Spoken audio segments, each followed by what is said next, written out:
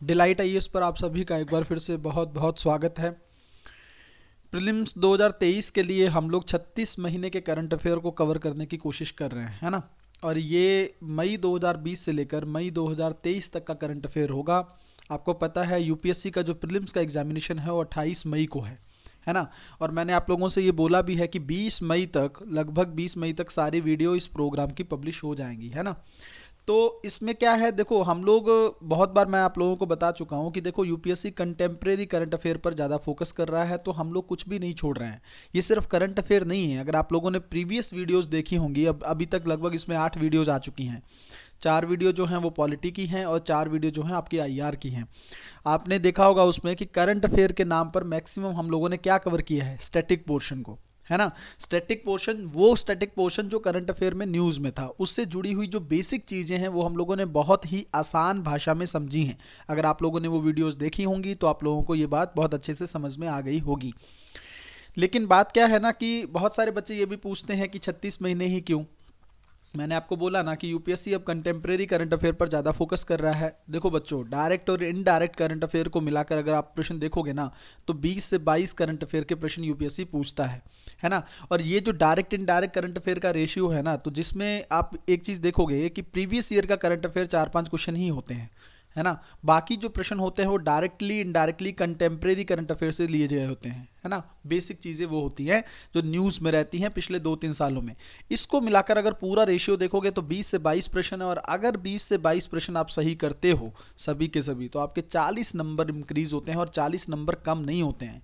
इस चीज़ को समझ लो, यूपीएससी में एक एक नंबर की लड़ाई है। और अगर आप यहाँ से 40 नंबर सिक्योर कर लेते हो, या फिर आप मैक्सिमम मान लीजिए 20 का अगर हम ना भी माने, अगर आप इसमें से 18 क्वेश्चन भी सही करते हो, 17 भी सही करते हो ना, तब भी आप मान के चलो कि आपके 34 या 36 नंबर बन रहे हैं। तो ऐसी सिचुएशन में मान लीजिए 30 भी क्रॉस करते हो ना, 30 प्लस भी, तो अब भी बहुत बड़ी अचीवमेंट है। और इससे क्या होगा, आपका स्टैटिक का जो बर्डन है वो थोड़ा कम हो जाएगा, है ना। अगर स्टैटिक में आपको पता है यूपीएससी रैंडम क्वेश्चन ज़्यादा पूछ रहा है, तो स्टैटिक चीज़ों को लेकर आप लोग कहीं ना कहीं पर थोड़ा सा बेफिक्र हो सकते हो। और जैसे देखो बच्चों, अगर आप लोग, जैसे मैं करंट अफेयर तो यहाँ पे पूरा कवर करवा ही रहा हूँ, है ना, मैक्सिमम इसमें से कवर हो जाएगा, कुछ भी इससे बाहर नहीं आएगा जो मेरी पॉसिबिलिटी है। दूसरी बात यह है कि अगर मान लीजिए आपको इसी तरह से स्टैटिक को प्रिपेयर करना है, जैसे करंट अफेयर की आपने वीडियोस देख ली हैं, इसी तरह से आप चाहते हो कि आपका पूरा पॉलिटी प्रिपेयर हो जाए, पूरा हिस्ट्री हो जाए, ज्योग्राफी, इकोनॉमिक्स, एनवायरनमेंट, सब कुछ कंप्लीटली आप मेरे अंडर प्रिपेयर करना चाहते हो, तो आप मेंटोरशिप प्रोग्राम ज्वाइन कर सकते हो। जिन बच्चों ने ज्वाइन कर रखा है उनका एक्सपीरियंस अलग ही लेवल का है, वो लोग बताते भी हैं, है ना, ग्रुप्स वगैरह में शेयर करते हैं। तो आप लोग चाहो तो मेंटोरशिप प्रोग्राम में ज्वाइन करके, जिसमें आपकी कंप्लीट तैयारी जो है वो मेरे अंडर होती है। ये नंबर है, यही नंबर डिस्क्रिप्शन में दिया गया है, ये व्हाट्सअप का नंबर है, कॉल का नंबर है। अगर आप लोग चाहो तो इस नंबर पर मुझे मैसेज करके उस प्रोग्राम में अपने आप को इनरोल कर सकते हो। करंट अफेयर आपका यहाँ हो रहा है, स्टैटिक आपका वहाँ हो जाएगा। इससे आपकी होलिस्टिक प्रिपरेशन जो है यूपीएससी के लिए कंप्लीट हो जाएगी अच्छे से, ठीक है। तो आप लोग ये चीज़ें चाहो तो कर सकते हो, अदरवाइज जो फ्री ऑफ कॉस्ट कंटेंट आ रहा है उसका बेनिफिट आप लोग लेते रहिए। अब देखो, आज बच्चों हम लोगों ने, देखो आईआर और पॉलिटी की ना वीडियोस हम लोगों ने कवर कर ली हैं। अब उनमें उसमें से 2-2, 3-3 वीडियो और आएंगी। जैसे मान लीजिए पॉलिटी की लेटेस्ट अपडेट की ना 2-3 वीडियो और होंगी। आईआर की भी 2-3 वीडियो लास्ट में आएंगी, जिसमें एक मैपिंग का सेक्शन रहेगा, ठीक है। ये आईआर की होंगी, ये हम लोग करेंगे आगे चल के अप्रैल के आसपास, ताकि उस टाइम पे हम लोग लेटेस्ट वाला करंट अफेयर भी हमारा कवर हो जाए, है ना। अप्रैल तक हम कवर कर लेंगे। मई का अगर कुछ होगा भी तो मिसलीनियस में हम डाल देंगे, आप टेंशन मत लीजिएगा, कुछ भी छूटेगा नहीं। अब हम लोग इकॉनमी देखने जा रहे हैं। सबसे पहली चीज़ तो ये समझ लो, इकॉनमी टफेस्ट पोर्शन होता है ना। आईआर पॉलिटी थोड़ा सा इजी सेक्शन आप बोल सकते हो, इकॉनमी थोड़ा सा टफ पोर्शन तो होता है। तो इसको लेकर हम लोग कोशिश करेंगे बहुत ही आसान भाषा में, बहुत इजी तरीके से आप लोग चीज़ें समझ पाएं। क्योंकि ये करंट अफेयर की क्लास है, तो बहुत बेसिक चीज़ों पे हम फोकस नहीं करेंगे, क्योंकि ये इकॉनमी का बेसिक वीडियो नहीं है, ठीक है। तो लेकिन जो न्यूज़ में चीज़ें हैं उसको लेकर मैं पूरी कोशिश करूँगा कि आपका स्टैटिक कंटेंट जो है वो साथ साथ होता रहे, ठीक है। बाकी जो अगर आपको बहुत कंप्लीट डिटेल में इकॉनमी करना है तो आपको मैंने बताया ही है, मेंटोरशिप प्रोग्राम वगैरह आप ज्वाइन कर सकते हो, ठीक है।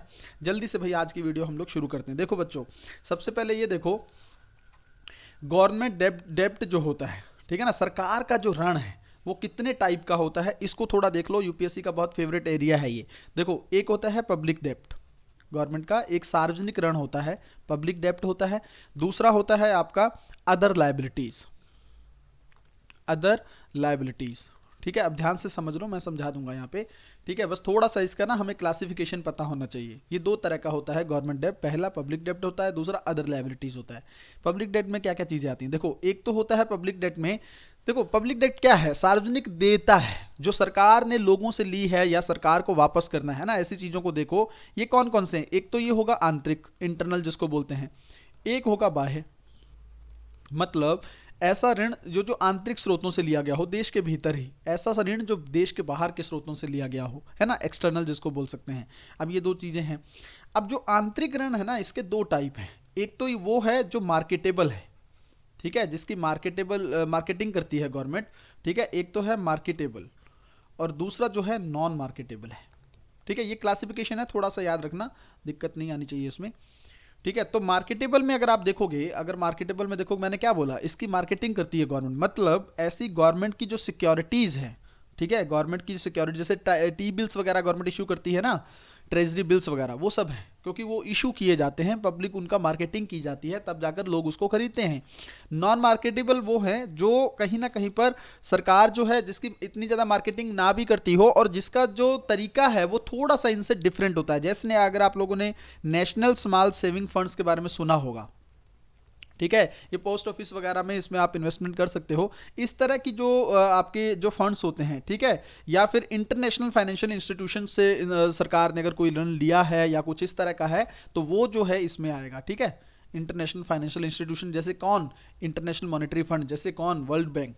ठीक है, तो ये थोड़ा सा क्लासिफिकेशन है, इसको याद कर लो। और बच्चों देखो, अदर लायबिलिटीज जो आएंगी ना, ये सरकार की, इसके अंदर आप देख लो, एक तो आपका आ जाएगा प्रोविडेंट फंड, ठीक है, इधर आपका आ जाएगा प्रोविडेंट फंड, एक चीज ये, दूसरा आपका इधर आ जाएगा रिजर्व फंड, ठीक है, और इसके अलावा जो है रिजर्व फंड्स एंड डिपॉजिट्स होगा और अदर अकाउंट्स वगैरह। तो मतलब अगर प्रोविडेंट फंड वाला पूछ लेना कि किस कौन सी लायबिलिटीज है, तो ये अदर लायबिलिटीज के अंदर आता है, ये पब्लिक डेट के अंदर नहीं आता है।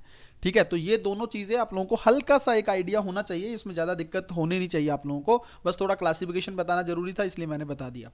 अब देखो बच्चों, एक चीज याद रखो, एक टर्म है जिसको आप लोगों को अच्छे से याद रखना है, रोल ओवर रिस्क। मान लीजिए यूपीएससी प्री में पूछ ले, क्योंकि इकोनॉमी की टर्म्स ना ऐसे ही यूपीएससी बहुत पूछता है। ये रोल ओवर रिस्क न्यूज में रहा, क्या था ये, है ना, इसको रोल ओवर जोखिम बोलते हैं हिंदी में, अलग से कुछ इसका नाम नहीं है। ठीक है, तो ये बच्चों एक कुछ नहीं है, ये जैसे मान लीजिए कोई एक ऋण लिया आपने, कोई लोन लिया, अब मान लीजिए किसी व्यक्ति ने या किसी देश ने एक लोन लिया, अब उसको चुकाने के लिए उसको फिर से एक लोन की जरूरत है।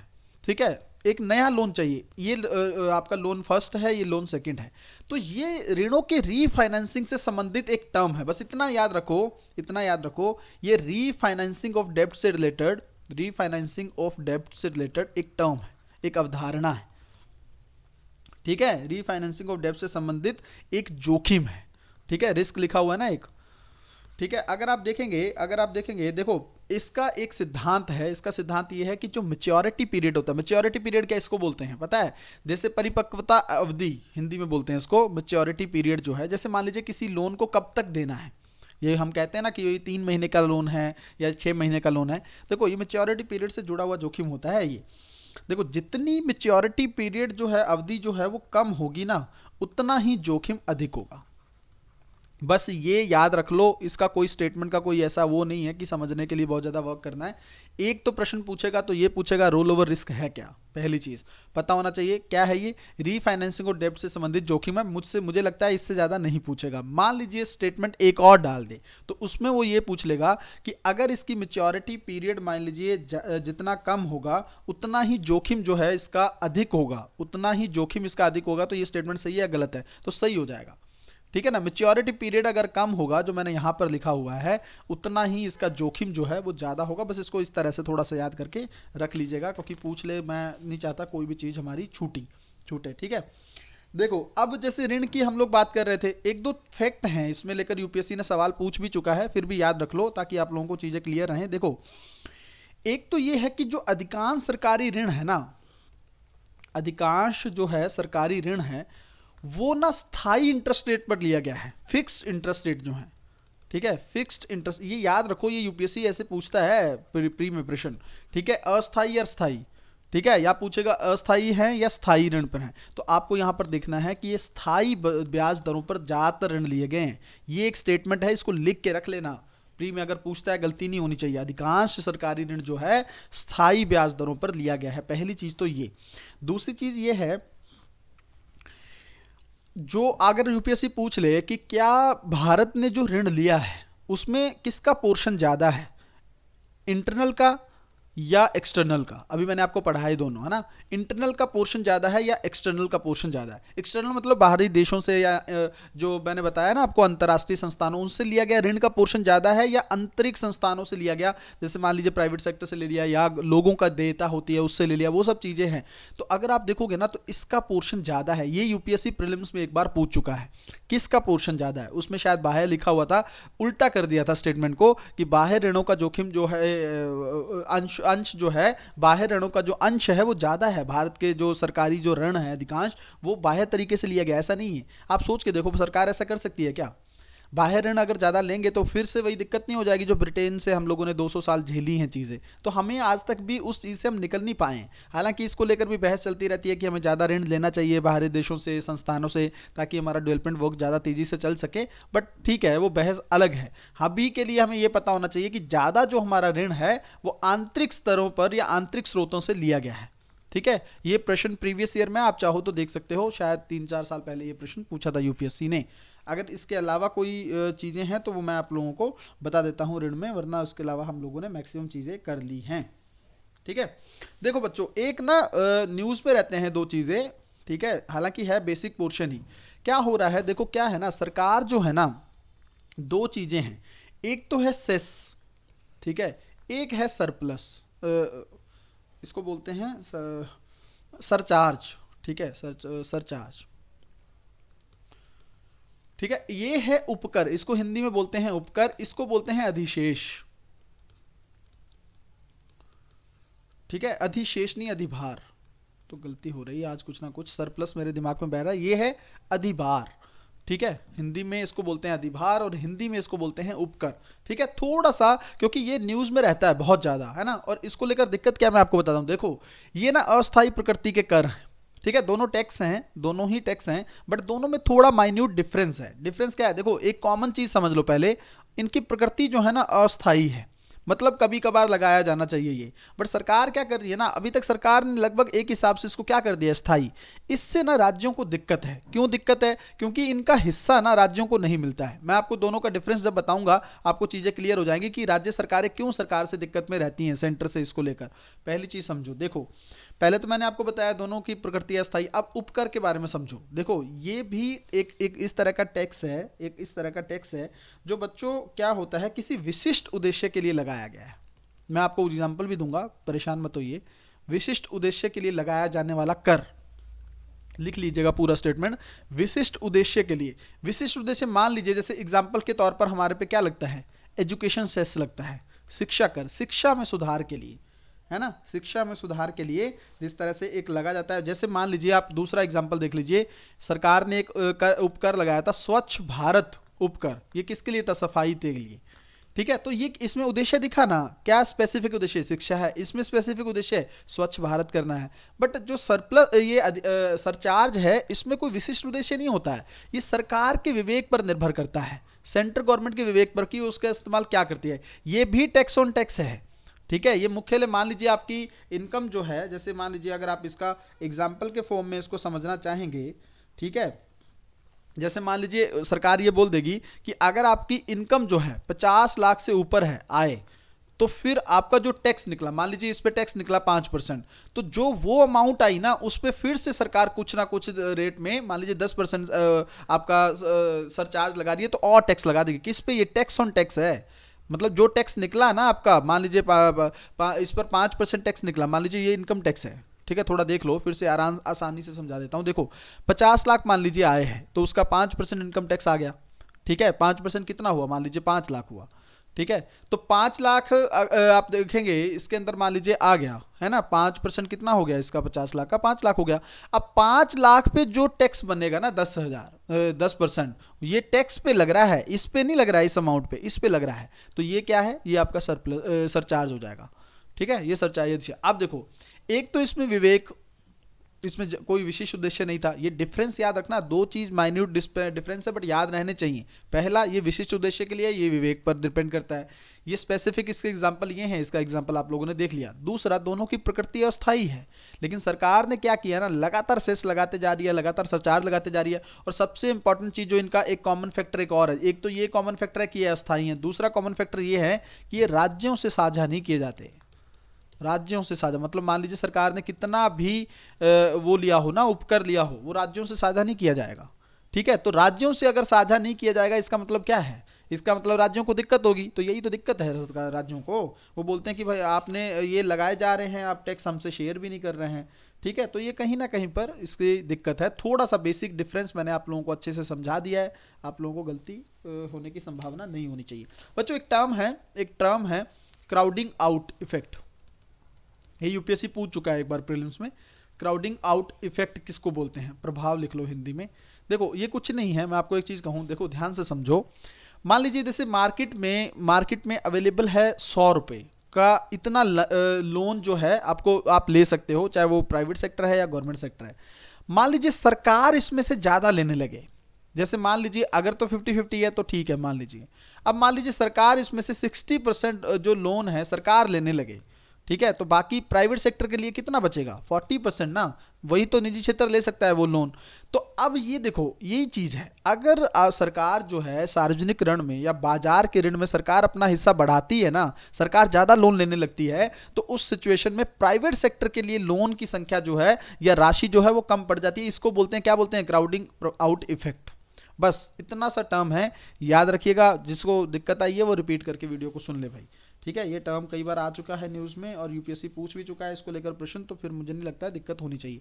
देखो अब जल्दी से, हालांकि कोविड-19 के समय की चीज़ें हैं ये, बट अभी क्या है, क्योंकि कोविड फिर से लौट रहा है ना, तो यूपीएससी हो सकता है फिर से पूछ ले। इसको लेकर ना कुछ रिकवरी के टाइप्स हैं। किसकी रिकवरी के टाइप के, अर्थव्यवस्था के। आपको पता होगा, रिकवरी प्रकार लिख लो, अर्थव्यवस्था की रिकवरी के प्रकार। मान लीजिए जब मंदी आती है ना अर्थव्यवस्था में, तो जो अर्थव्यवस्था है वो कई प्रकार से रिकवरी करने की कोशिश करती है। ठीक है, उसके टाइप्स हैं। जैसे मैं आपको एक चीज बताता हूं, आप समझ जाओगे अभी। देखो एक तो होती है जेड आकार की रिकवरी। ठीक है, ये होता है कि जैसे मान लीजिए, ठीक है, इसको इस तरीके से समझिए आप, ये जेड लिखा इस तरह से जाता है, बट अगर आप इसको इस तरह से देखेंगे ना, ये दिखाया इस तरह से जाता है। जैसे मान लीजिए यहां पर अर्थव्यवस्था थी कोविड से पहले, ठीक है, कोविड आई, सिचुएशन यहां पर चली गई और यहां से रिकवरी करके फिर से अर्थव्यवस्था नॉर्मल पटरी पे आ गई। ठीक है, फिर से थोड़ा डाउन गई बट चलती। ये सबसे आशावादी परिदृश्य है, मतलब सबसे ज्यादा बेसिक। क्या हुआ इसमें, पहले अर्थव्यवस्था डाउन गई बट बहुत, देखो ना आप कितना स्लोप तीखा है, तो इस वजह से बहुत तेजी से रिकवरी कर ली। बस जेड स्लोप का मतलब इस तरह से है। ठीक है, पहले डाउन जाता है फिर ऊपर चला जाता है, एक चीज तो ये। दूसरा प्रकार की रिकवरी कौन सी होती है, वी आकार की। ठीक है, ये भी लगभग सेम है। अगर आप देखेंगे तो ये जेड में क्या होता है, बाद में थोड़ा सा डाउन जा रहा है, बट यहां पर ये है जहां से शुरू हुआ था ना, जहां से शुरू हुआ था वहीं से आकर अर्थव्यवस्था तुरंत रिकवरी करके फिर से पहुंच गई। ये भी एक प्रकार की रिकवरी है। ठीक है, इसमें आप देखोगे तो कहीं ना कहीं पर अर्थव्यवस्था पुनः पटरी पर जल्दी से लौट आती है। यू आकार की रिकवरी क्या है, देखो अब इसमें सीधा अंदाजा लगा लो। पहले क्या था, यहां से नीचे गई, फिर वहीं पर चलती रही अर्थव्यवस्था, डाउन ही चलती रही, बट धीरे धीरे धीरे करके फिर रिकवर हुई। ठीक है, अगर आप देखेंगे तो थोड़ा सा कुछ समय तक संघर्ष करती है, यहां पर फिर से रिकवरी करती है इकोनॉमी। फिर उसके अलावा देख लो, उसके अलावा कौन सा प्रकार है। ठीक है, एक और है भाई एल आकार की, ये हालांकि नेगेटिव है, इसको देख लो आप। एक जे देखो, पहले जे प्रकार की जो रिकवरी होती है, इसमें देखो क्या है, पहले तो यहां थी मान लीजिए, ठीक है, अर्थव्यवस्था यहां से नीचे गई, फिर एकदम सीधा स्लोप लेके इससे भी ऊपर चली गई। ठीक है, एकदम सीधा स्लोप लेके इससे भी ऊपर चले। ये आप सोचिए बहुत ही ज्यादा आशावादी परिदृश्य है, मतलब बिल्कुल एकदम पॉजिटिव सोचना कि इतना रिकवरी कर जाएगी, बहुत कम होता है ऐसा कि एकदम से डाउन गई फिर एकदम से बिल्कुल सीधा स्लोप लेके अर्थव्यवस्था जो है इससे भी ऊपर चली गई, यहां तक पहुंच गई। ठीक है, तो ये जे टाइप की रिकवरी है। उसके अलावा आप देख लो, जैसे एल मैंने आपको बताया, एक है एल प्रकार की। अब इसमें क्या हो रहा है, आपको क्या लग रहा है, यहां थी, यहाँ से डाउन गई फिर ऊपर ही नहीं आ रही है, फिर वहीं पर चले जा रही है, तो ये नकारात्मक अवधारणा है, ये सबसे बेकार मानी जाती है। ठीक है, अर्थव्यवस्था रिकवर ही नहीं कर पाती है, इसमें डाउन ही चलती रहती है। एक और है के, जो पूछ सकता है यूपीएससी, सबसे इंपॉर्टेंट है के वाली। के में क्या होता है, देखो इसमें अगर आप समझोगे, इसमें बस इतना याद रख लो, डिफरेंट डिफरेंट जो क्षेत्र है ना, विभिन्न क्षेत्रों में अलग रिकवरी है। ठीक है, विभिन्न क्षेत्रों में, मतलब ये क्षेत्रानुसार रिकवरी है, इसमें आप ओवरऑल नहीं बोल सकते हो कि रिकवरी हो रही है कि नहीं, विभिन्न क्षेत्रों में अलग अलग रिकवरी है। ये मैं आपको बताता हूं, जैसे जैसे अगर आप देखेंगे, जैसे मान लीजिए टेक्नोलॉजी का क्षेत्र है, ठीक है ना, टेक्नोलॉजी का है, या रिटेलिंग का क्षेत्र है, ठीक है, सॉफ्टवेयर का क्षेत्र जो कंपनियां हैं, ठीक है, सॉफ्टवेयर सर्विसेज जो हैं, इनमें अगर आप देखोगे ना, ये जो क्षेत्र है इसमें तो बूस्ट कर रही होगी इकॉनमी, इसमें तो इकॉनमी अच्छा चल कर रही होगी, ये कोविड में देखा भी गया। बट कई क्षेत्र होंगे जिनको सपोर्ट की जरूरत पड़ेगी, जैसे ट्रैवल। कोविड में आपको पता होगा ट्रैवल जो एजेंसियां थी वो कितना प्रभावित हुई, ट्रैवलिंग कितना प्रभावित हुई, टूरिस्ट जो सेक्टर था टूरिज्म वाला, वो बहुत इफेक्टिव हुआ, उसको सरकार की जरूरत थी हेल्प की। हॉस्पिटैलिटी जो है, आपके होटल्स वगैरह होते हैं, वो भी आप देख सकते हो। तो क्या हुआ, किसी क्षेत्र में तो बहुत अच्छा हो रहा है, किसी क्षेत्र में डाउन जा रहा है, तो ये क्या है, क्षेत्र अनुसार रिकवरी है। बस इतना याद रख लोगे तो के आकार की रिकवरी पे प्रश्न गलत नहीं होगा। मुझे लगता है सारी रिकवरी हम लोगों ने अच्छे से देख ली है, अगर जिन्होंने को समझ नहीं आया होगा वो पूरा देख लें भाई। ठीक है, अब देखो बच्चों, मैंने आप लोगों को पॉलिटी में पीएम केयर्स फंड करवाया था, ठीक है, जिन बच्चों ने देखा है उनको याद होगा। बट यहां पर मैं आप लोगों को तुलना बता रहा हूं पीएम केयर्स फंड की, और साथ में नेशनल डिजास्टर रिलीफ फंड जो है, ठीक है, एनडीआरएफ वाला जो है, इन दोनों में डिफरेंस देख लो, क्योंकि प्रश्न यूपीएससी इस पर पूछ सकता है, बहुत बहस समय समय पर चलती रहती है। एक तो ये देखो, ये कोविड-19 में गठित किया गया था 2020 में, इतना याद रखो। पहले तो ये 2020 में गठित किया गया था। ये अगर आप देखोगे तो ये एनडीएमए एक्ट जो था, नेशनल डिजास्टर मैनेजमेंट एक्ट जो था 2005 का, उसके तहत इसको, एक पहले एक्ट था नेशनल क्लैमिटी कंटिजेंसी फंड, उसका नाम चेंज करके ये रख दिया गया था। क्या रख दिया गया था, नेशनल डिजास्टर रिलीफ फंड। तो ये 2005 में गठित किया गया था, ये 2020 में गठित किया था। पहला डिफरेंस तो ये है। दूसरा, इसमें किसी भी प्रकार की राहत, किसी भी प्रकार की सहायता और राहत,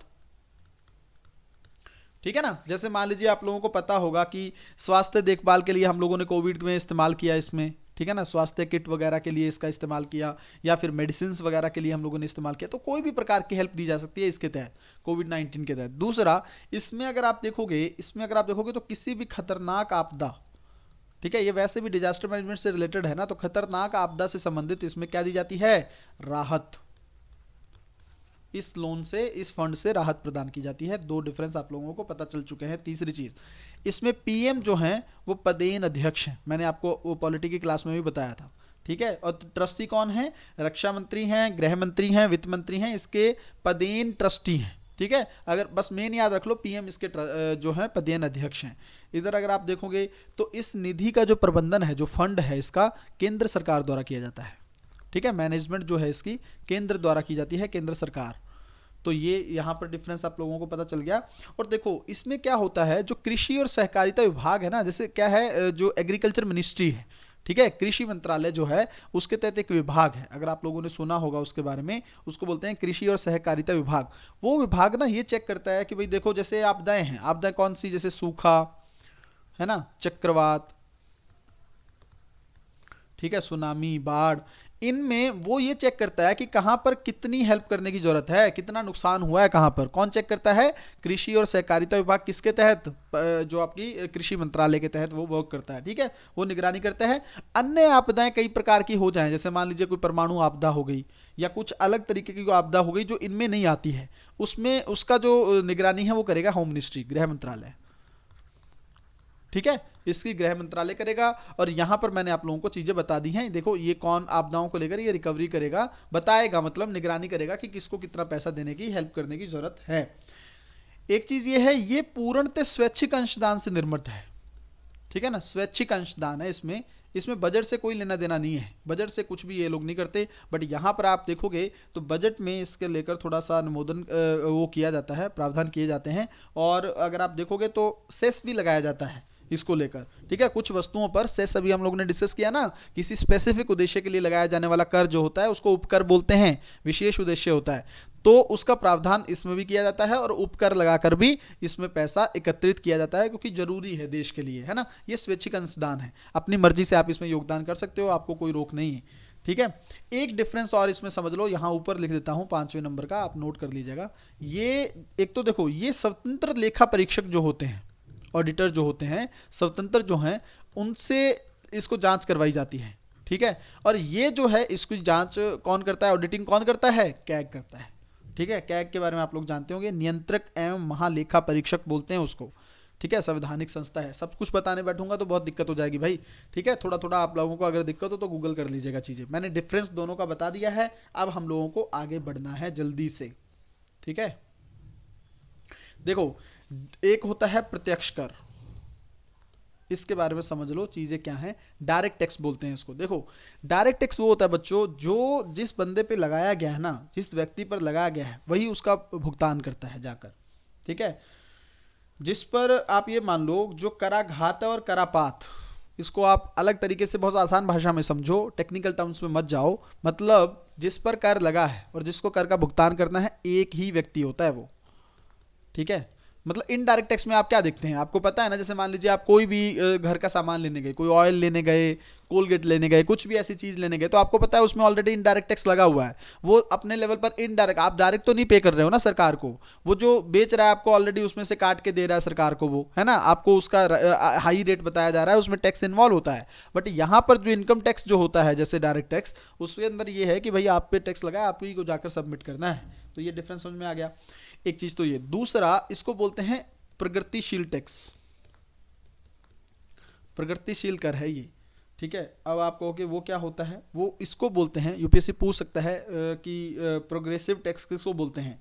प्रोग्रेसिव टैक्स देखो बच्चों, वो होता है जब किसी की आय में वृद्धि होती है ना, आय में वृद्धि हो जब, तो ये टैक्स बढ़ता जाता है। जैसे 5 लाख पर मान लो आप कहेंगे कि 0% टैक्स है, 5 लाख से 10 लाख के बीच में 5% टैक्स है आय अगर है, 10 लाख से 15 लाख है तो फिर 10% टैक्स हो गया। ये क्या हो रहा है, ये क्या हो रहा है, या आय में वृद्धि के साथ टैक्स इंक्रीज नहीं हो रहा है, तो इसको, इसी को बोलते हैं प्रगतिशील टैक्स, ठीक है। प्रोग्रेसिव टैक्स है ये, जो आपका डायरेक्ट टैक्स होता है। अब इसके एग्जांपल देख लो भाई, ठीक है, कौन कौन से इसके अंदर आते हैं। एक तो होता है इनकम टैक्स, बच्चे बहुत कंफ्यूज हो जाते हैं इसको लेकर, आय कर का तो पता होता है बट निगम कर में कंफ्यूज हो जाते हैं, ठीक है। कॉर्पोरेट टैक्स भी डायरेक्ट टैक्स होता है, कंपनी को सीधा ही पे करना पड़ता है, ठीक है। आप इधर देखेंगे डिविडेंड डिस्ट्रीब्यूशन टैक्स, अभी सरकार ने हालांकि इसको बंद कर दिया है। आप इधर देखेंगे सिक्योरिटी ट्रांजेक्शन टैक्स, ठीक है, प्रतिभूति लेन देन कर बोलते हैं, ये भी इसी के अंदर है। और अगर आप देखेंगे तो संपत्ति कर भी इसी में आएगा, ठीक है, संपत्ति कर भी इसी के अंदर आएगा। और अगर आप एक और देखेंगे, फ्रिंज बेनिफिट टैक्स जो है वो भी इसके अंदर आता है। बस इतने याद कर लो एग्जांपल के फॉर्म में, आयकर, निगम कर, dividend distribution tax, security transaction tax, और ये आपका संपत्ति कर है। ये आपको प्रत्यक्ष कर को लेकर चीजें अच्छे से क्लियर होनी चाहिए, मुझे नहीं लगता दिक्कत होगी। देखो एक चीज और देख लो, भारत में टैक्स टू जीडीपी रेशियो क्या है, ये पता होना चाहिए, ठीक है। टैक्स टू जीडीपी रेशियो क्या है भारत में, ये मैं बता देता हूँ क्या होता है हल्का सा। देखो भारत में ये लगभग 17% के आसपास है। और आप इधर देखोगे ना, ये अब आगे प्रश्न इस पे बन सकता है। देखो इसमें से जो 6% है वो डायरेक्ट टैक्स है, प्रत्यक्ष कर से प्राप्त होता है हमें। और अगर आप देखोगे बाकी कितना बच गया, बाकी कितना बच गया, 11% जो है वो अप्रत्यक्ष है। मतलब मैं बता देता हूं, देखो देखो इसमें क्या है, टैक्स टू जीडीपी, इसका मतलब क्या बना, मतलब आपके जीडीपी के अकॉर्डिंग कितना टैक्स मिलता है आपको, कितनी जीडीपी है उसके अकॉर्डिंग टैक्स का रेशियो क्या है। अब देखो आपका, आपने ये निकाले कि ये 17% है। अब इसमें से अगर यूपीएससी पूछ ले भाई ज्यादा किस में से आता है, अप्रत्यक्ष कर में या प्रत्यक्ष कर में, तो कंफ्यूज नहीं हो जाओगे। तो प्रत्यक्ष कर में तो सिर्फ 6% आता है, बहुत कम लोग भारत में इनकम टैक्स देते हैं। ये तो अभी जाकर गवर्नमेंट ने बढ़ा, एक टाइम पे ये 1% ही था, ठीक है। दूसरा अप्रत्यक्ष कर जो है ये लगभग 11% है, ठीक है। तो अप्रत्यक्ष कर से हम लोग ज्यादा टैक्स देते हैं सरकार को, प्रत्यक्ष कर से देने वाले भारत में संख्या कम है। तो इसको याद रखिएगा, प्रीलिम्स में प्रश्न इसको लेकर पहले भी बने हैं, अब भी बन सकते हैं, कोई दिक्कत नहीं होनी चाहिए, ठीक है। आप जब ये पढ़ रहे हैं तो जीएसटी के बारे में भी पढ़ लेते हैं साथ साथ, है ना, चीजें क्लियर हो जाएंगी। गुड्स एंड सर्विसेज टैक्स बोलते हैं इसको। पहले तो ये देख लो कब लागू हुआ था, ये 1 जुलाई, डेट याद रखनी है भाई, यूपीएससी ने पूछा था इसको लेकर सवाल, ठीक है। 1 जुलाई 2017 से लागू हुआ था ये भारत में, ठीक है, पहली चीज। दूसरी चीज ये है, इसके अंदर लगभग 17 अप्रत्यक्ष करों को, अप्रत्यक्ष करों, मैं फिर से कह रहा हूं अप्रत्यक्ष कर, अप्रत्यक्ष करों को मिलाकर को आपस में कंज्यूम कर दिया था, मिलाकर एक टैक्स बनाया गया था जिसको क्या बोलते हैं, जीएसटी। ठीक है, गुड्स एंड सर्विसेज टैक्स, एक टैक्स लाया गया था ये सब। ठीक है, और सबसे बड़ा अप्रत्यक्ष कर सुधार कहते हैं इसको, इनडायरेक्ट टैक्स को लेकर सबसे बड़ा रिफॉर्म था ये। ठीक है, एक चीज अब देखो इसमें ये आता है कि कौन कौन से कर इसमें शामिल नहीं है, जिस पर सवाल बन सकता है। ठीक है ना, कौन कौन से टैक्स अभी भी हैं जो जीएसटी में इंक्लूड नहीं किए जाते हैं, इसको देख लो भाई थोड़ा सा अच्छे से। एक तो देखो बेसिक जो है सीमा शुल्क है आपका, ठीक है ना, सीमा शुल्क जो है, कस्टम ड्यूटी जिसको बोलते हैं, ये बेसिक सीमा शुल्क इसके अंदर नहीं आता है। ठीक है, एंटी डंपिंग ड्यूटी, ये बताऊंगा मैं आप लोगों को क्या होता है, ये आगे चल के बता दूंगा इसको लेकर। एंटी डंपिंग ड्यूटी है। फिर पेट्रोलियम उत्पाद अभी भी इससे बाहर है। ठीक है, पेट्रोलियम उत्पादों पर कर जो है लगता है वो इससे बाहर है। आपने देखा होगा कितनी बार डिमांड की जाती है कि जीएसटी के तहत ले आओ इसको, लेकिन अभी तक इसको लाया नहीं गया है। प्लस मानव उपभोग के लिए जो अल्कोहल हम इस्तेमाल करते हैं, ठीक है, मानव उपभोग के लिए अल्कोहल, वो भी इससे बाहर है। अच्छे से बच्चों नोट कर लेना इसको, क्योंकि प्रश्न पूछा जाएगा इस पर, यूपीएससी अगर पूछेगा तो। और प्लस इसमें रियल एस्टेट भी इन्वॉल्व नहीं है। ठीक है, रियल एस्टेट प्लस विद्युत, इतना याद रख लो बस। ठीक है, इन पर जीएसटी नहीं लगता है, इन पर जीएसटी नहीं लगता है, ये जीएसटी के तहत शामिल नहीं किए गए हैं। ठीक है, अभी इनको डिमांड करते रहते हैं कि इनको ले आओ, बट लाया नहीं गया है। दूसरा, जीएसटी दर जो है, टैक्स जो है, इसके अंदर स्लैब्स कौन कौन सी हैं, चार प्रकार की स्लैब हैं, ये भी याद रखो, हो सकता है पूछ ही ले, बेसिक चीज़ है बट भूल सकते हो। 5% की, 12% की, 18% की और 28% की। कई बच्चे कंफ्यूज हो जाते हैं भाई इस चीज़ को लेकर। ठीक है, तो 4 प्रकार की स्लैब हैं इसके अंदर, स्लैब। ठीक है ना, मतलब किसी पर 5% लगेगा, किसी पर 12, किसी पर 18, किसी पर 28, ये चीज़ें हैं। तो जीएसटी को लेकर चीज़ें भाई बहुत अच्छे से क्लियर हो गई। एक यहाँ पर और अच्छे से सब लगे ही हैं, तो इसको देख लेते हैं। एक जीएसटी परिषद होती है। ठीक है, जीएसटी परिषद होता है, जीएसटी काउंसिल। पहली चीज़ तो ये संवैधानिक संस्था है। ठीक है, संवैधानिक संशोधन किया गया था तब जाकर इस संस्था को गठित किया गया था, तो संवैधानिक संस्था है पहली चीज़। दूसरी चीज़ ये है जीएसटी को लेकर कि ये जो संस्था, इसके जो अध्यक्ष हैं वो कौन होते हैं, केंद्रीय वित्त मंत्री अध्यक्ष। कंफ्यूज कर देंगे कि इस पीएम होते हैं, नहीं, फाइनेंस मिनिस्टर इसके अध्यक्ष होते हैं। तीसरी चीज़, इसमें 75% बहुमत से वो लिए जाते हैं डिसीजन, निर्णय। ठीक है, 2/3 भी कह सकते हो आप इसको।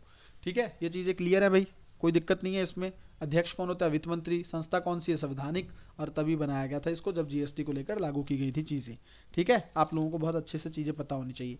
एक ई वे बिल को देखकर ऐसे ही बता देता हूँ, ई वे बिल एक टर्म है जीएसटी से रिलेटेड, इसको भी यहीं पर बता देता हूँ। देखो क्या है ना, कई बार क्या होता है कि भाई 10 किलोमीटर से ज़्यादा दूर जाना है किसी माल को, है ना, कुछ ट्रक्स वगैरह आप लोगों ने देखे होंगे, 10 किलोमीटर से ज़्यादा दूर किसी सामान की को लेकर जाते हैं।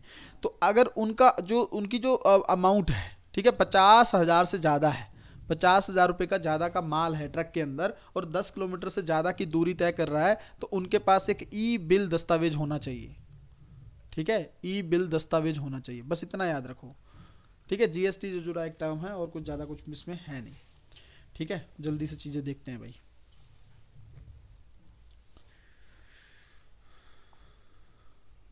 एक होता है क्रेडिट टू जीडीपी अनुपात। ठीक है, क्रेडिट टू जीडीपी रेशियो, इसके बारे में पढ़ लेते हैं चीज़ें। देखो, एक तो याद रखो कि भारत का ऋण जीडीपी अनुपात जो है, भारत का ऋण जीडीपी अनुपात, जीडीपी के कंपैरिजन में भारत ने कितना ऋण लिया हुआ है उसको बोलते हैं ऋण जीडीपी ऋण अनुपात। ये 56% है, कितना ऋण ले रखा है हम लोगों ने, बट आंतरिक स्रोतों से है ना, इसलिए हम लोग डरते नहीं है। ऋण तो बहुत ज़्यादा है बट आंतरिक स्रोतों से है। ठीक है, ये मैंने आपको और फिर से क्लियर कर दिया। दूसरी बात यहाँ पर ये देखो, क्रेडिट टू जीडीपी को देखो, ये जो है ना, इसको अगर आप देखोगे, देखो ये है क्या, मैंने आपको अभी बता दिया ना कि भारत ने जीडीपी के अकॉर्डिंग कितना ऋण ले रखा है, ये है वो। ठीक है, अब देखो एक चीज अब यहाँ पर समझ लो, बेसिक खुद से सोच के देखना। अगर मान लो बहुत अच्छा आर्थिक बूम है, मान लो अर्थव्यवस्था बहुत अच्छे से वर्क कर रही है, आर्थिक बूम है, तो इसमें उछाल आएगा या कमी होगी, खुद बताओ। बढ़ेगा ना, ये ऋण ज्यादा लेंगे हम। ठीक है, मार्केट में भी ज़्यादा चीज़ें रहेंगी क्योंकि हमारी अर्थव्यवस्था बूम कर रही है, हमें क्या दिक्कत है, हम ज़्यादा ऋण लेंगे, ज़्यादा डेवलपमेंट के वर्क करेंगे, कोई दिक्कत है इसमें, कोई दिक्कत नहीं है। और अगर मंदी की सिचुएशन है, मंदी की स्थिति है, तो ये कम होगा कि नहीं होगा। ठीक है ना, ये कम रहेगा। क्योंकि हम क्यों लेंगे, हमें पता है अर्थव्यवस्था हमारी रिकवरी नहीं कर रही है, ज़्यादा लोन लेकर हम इन्वेस्टमेंट क्यों करें, है ना। तो नॉर्मल सा प्रिंसिपल है ये अर्थव्यवस्था को, आपको याद होगा। देखो कुछ कुछ चीज़ें यहाँ पर समझो। देखो एक होता है, इसको लेकर यूपीएससी ने सवाल पूछा था, काउंटर साइक्लिक कैपिटल बफर। मैं इसको इंग्लिश में लिख देता हूँ क्योंकि बहुत इंपॉर्टेंट टर्म है ये,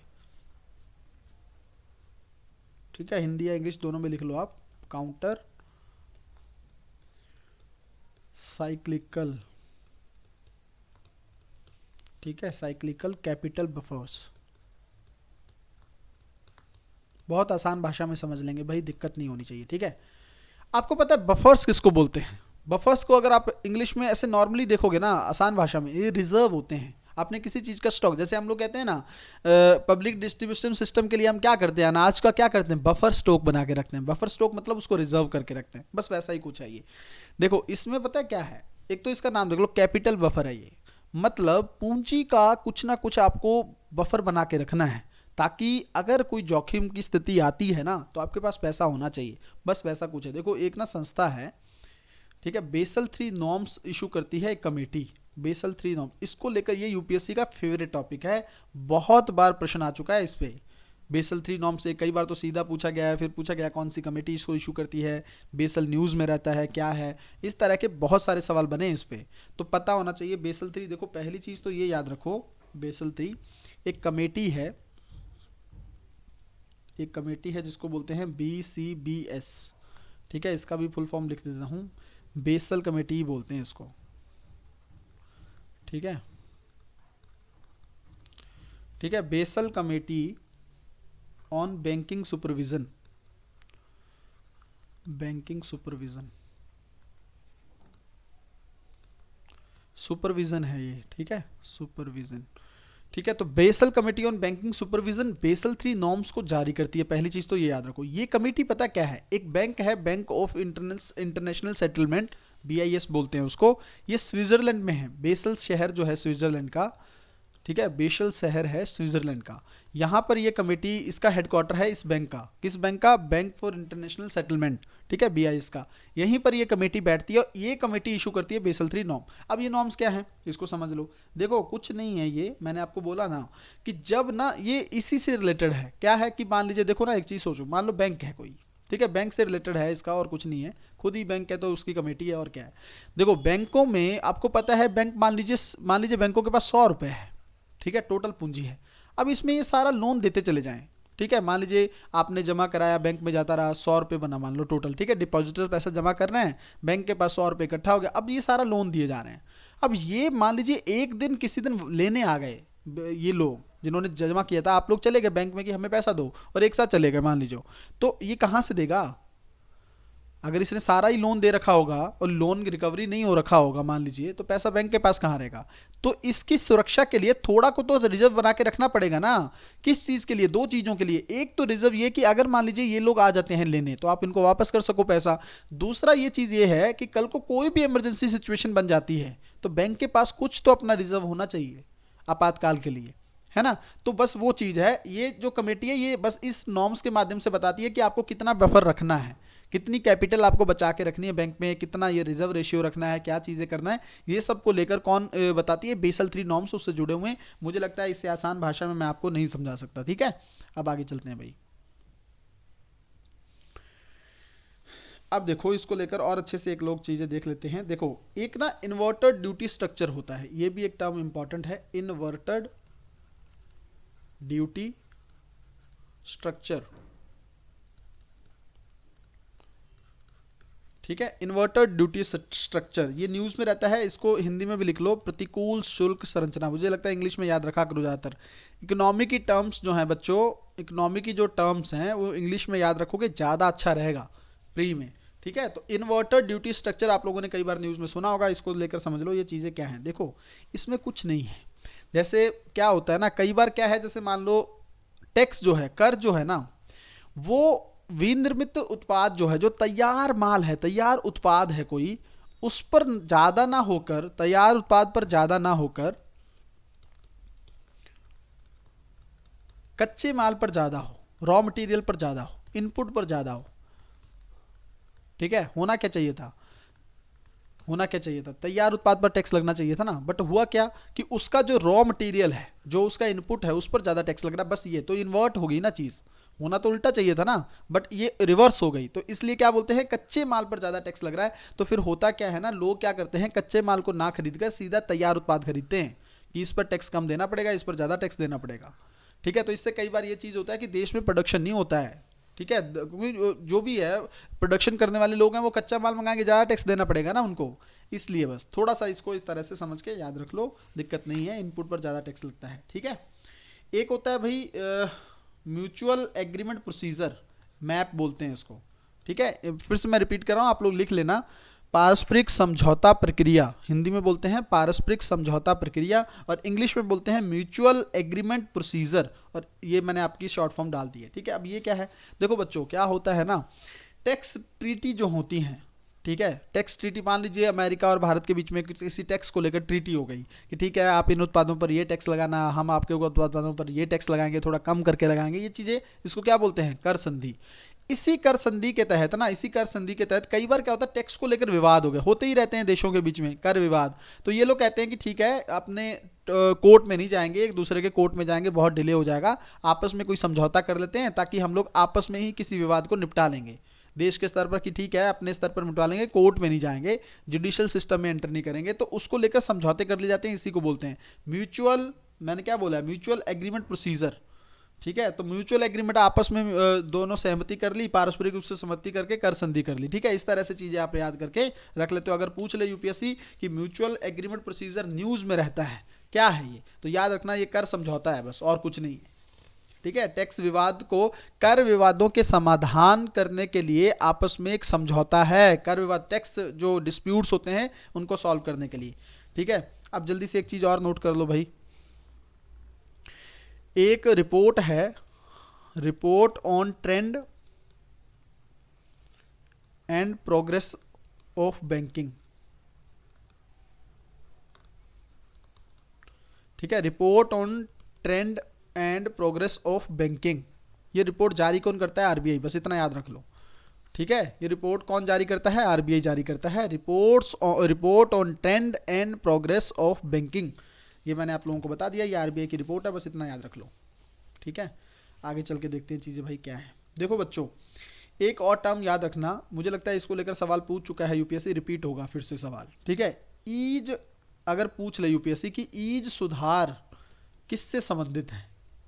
ठीक है, EASE, इसको मैंने लिख दिया है ईज, ईज सुधार अगर पूछ ले, ईज रिफॉर्म्स जो हैं वो किससे जुड़े हुए हैं, तो आपको याद रखना जो सार्वजनिक क्षेत्र के बैंक होते हैं ना, पब्लिक सेक्टर के जो बैंक हैं, इनमें सुधार को लेकर है,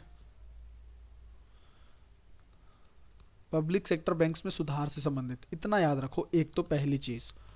ठीक है, सुधार से संबंधित, पब्लिक सेक्टर के जो बैंक हैं, सरकारी जो बैंक हैं, उनमें सुधार से संबंधित एक सुधार है, उसको क्या बोलते हैं, EASE, ईज रिफॉर्म्स। ठीक है, एक तो ये यहाँ पर याद रखोगे। दूसरी बात ये है कि इसके अंदर अगर आप देखो, और क्या है ये, इसमें क्या करना, देखो इन बैंकों को ना स्मार्ट बनाना। ठीक है, थोड़ा सा अच्छे से इनमें टेक्निक्स लाना, स्मार्ट्स बनाना, और इनका जो वर्क है उसको आसान करना, काम को आसान, ताकि लोग जाए ना तो उनका जल्दी वर्क हो जाए। ठीक है, पब्लिक सेक्टर बैंक में रिफॉर्म से रिलेटेड एक सुधार है, उसको बोलते हैं ईज सुधार। अगर यूपीएससी प्री में पूछ ले किससे संबंधित है तो याद रखेंगे। दूसरी बात, इसमें 6 विषय जो हैं उसको लेकर रिफॉर्म करने हैं, 6 एरियाज पर सुधार करने हैं। ठीक है, वो चाहो तो लिख लो, नहीं तो मुझे लगता है जरूरत नहीं है, बस इतना याद कर लो, ये ज़्यादा इंपॉर्टेंट है। ठीक है, 6 विषय कई तरह के हैं, जैसे मान लीजिए कस्टमर रिस्पॉन्सिबलनेस है, रिस्पॉन्सिबल बैंकिंग है, ये सब मुझे लगता है इंपॉर्टेंट नहीं है, तो इसको छोड़ दो। इसको बस इतना याद रख लो, अगर पूछेगा सवाल तो इतना पूछेगा, और गलती नहीं करनी है आप लोगों को। ठीक है, देखो बच्चों, यूपीएससी पिछले 2-3 साल में सहकारी बैंकों के पीछे पड़ गया है, मतलब लगातार सवाल पूछे हैं उसने, पिछली बार भी सवाल था, इस बार भी सवाल था।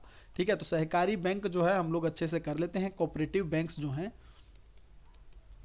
ताकि चीज़ें आप लोगों को बहुत अच्छे से क्लियर होनी चाहिए। सहकारी बैंक बोलते हैं इसको, कोऑपरेटिव बैंक्स। ठीक है, पहली चीज़ क्या है इसके बारे में, सहकारिता के आधार पर स्थापित हैं ये। अब वो क्या होता है बता देता हूँ, सहकारिता के आधार पर स्थापित वित्तीय संस्थाएं, अब सहकारिता अगर आप लोगों ने थोड़ा सा भी पढ़ा होगा स्कूल में तो पता होगा सहकारिता क्या आपस में सब मिलकर कहते हैं। ठीक है, जैसे मान लीजिए आप लोग 10 लोग मिल गए, आप लोगों ने कहा थोड़ा थोड़ा पूंजी लगाते हैं, आपस में ही लोन किसी को चाहिए होगा दे देंगे, मिलकर जो भी करेंगे, फिर आप लोग पार्टनर भी होते हो उसमें, है ना। तो यही है सहकारिता। ठीक है, सहकारिता के आधार पर स्थापित वित्तीय संस्थाएं उसको बोलते हैं सहकारी बैंक। पहली चीज तो ये अपने सदस्यों से संबंध होती है ये, है ना। मतलब जो इसके ग्राहक होते हैं वही कहीं ना कहीं पर इसमें क्या होते हैं, स्वामित्व के भागीदार होते हैं। ठीक है, स्वामित्व के भागीदार होते हैं। मैंने बोला ना, आप ही लोग तो शामिल हो, पार्टनर भी तो हो गए। ओनरशिप जो है इस बैंक की आप लोगों में भी बटी होगी जो इसमें पैसा जमा कराएगा। समझ गए। इसकी 2 श्रेणियां हैं। कौन कौन सी? एक है शहरी सहकारी बैंक और दूसरा है ग्रामीण सहकारी बैंक। ठीक है, इसको लेकर भी दिक्कत नहीं होगी, आप लोगों को याद रखेंगे।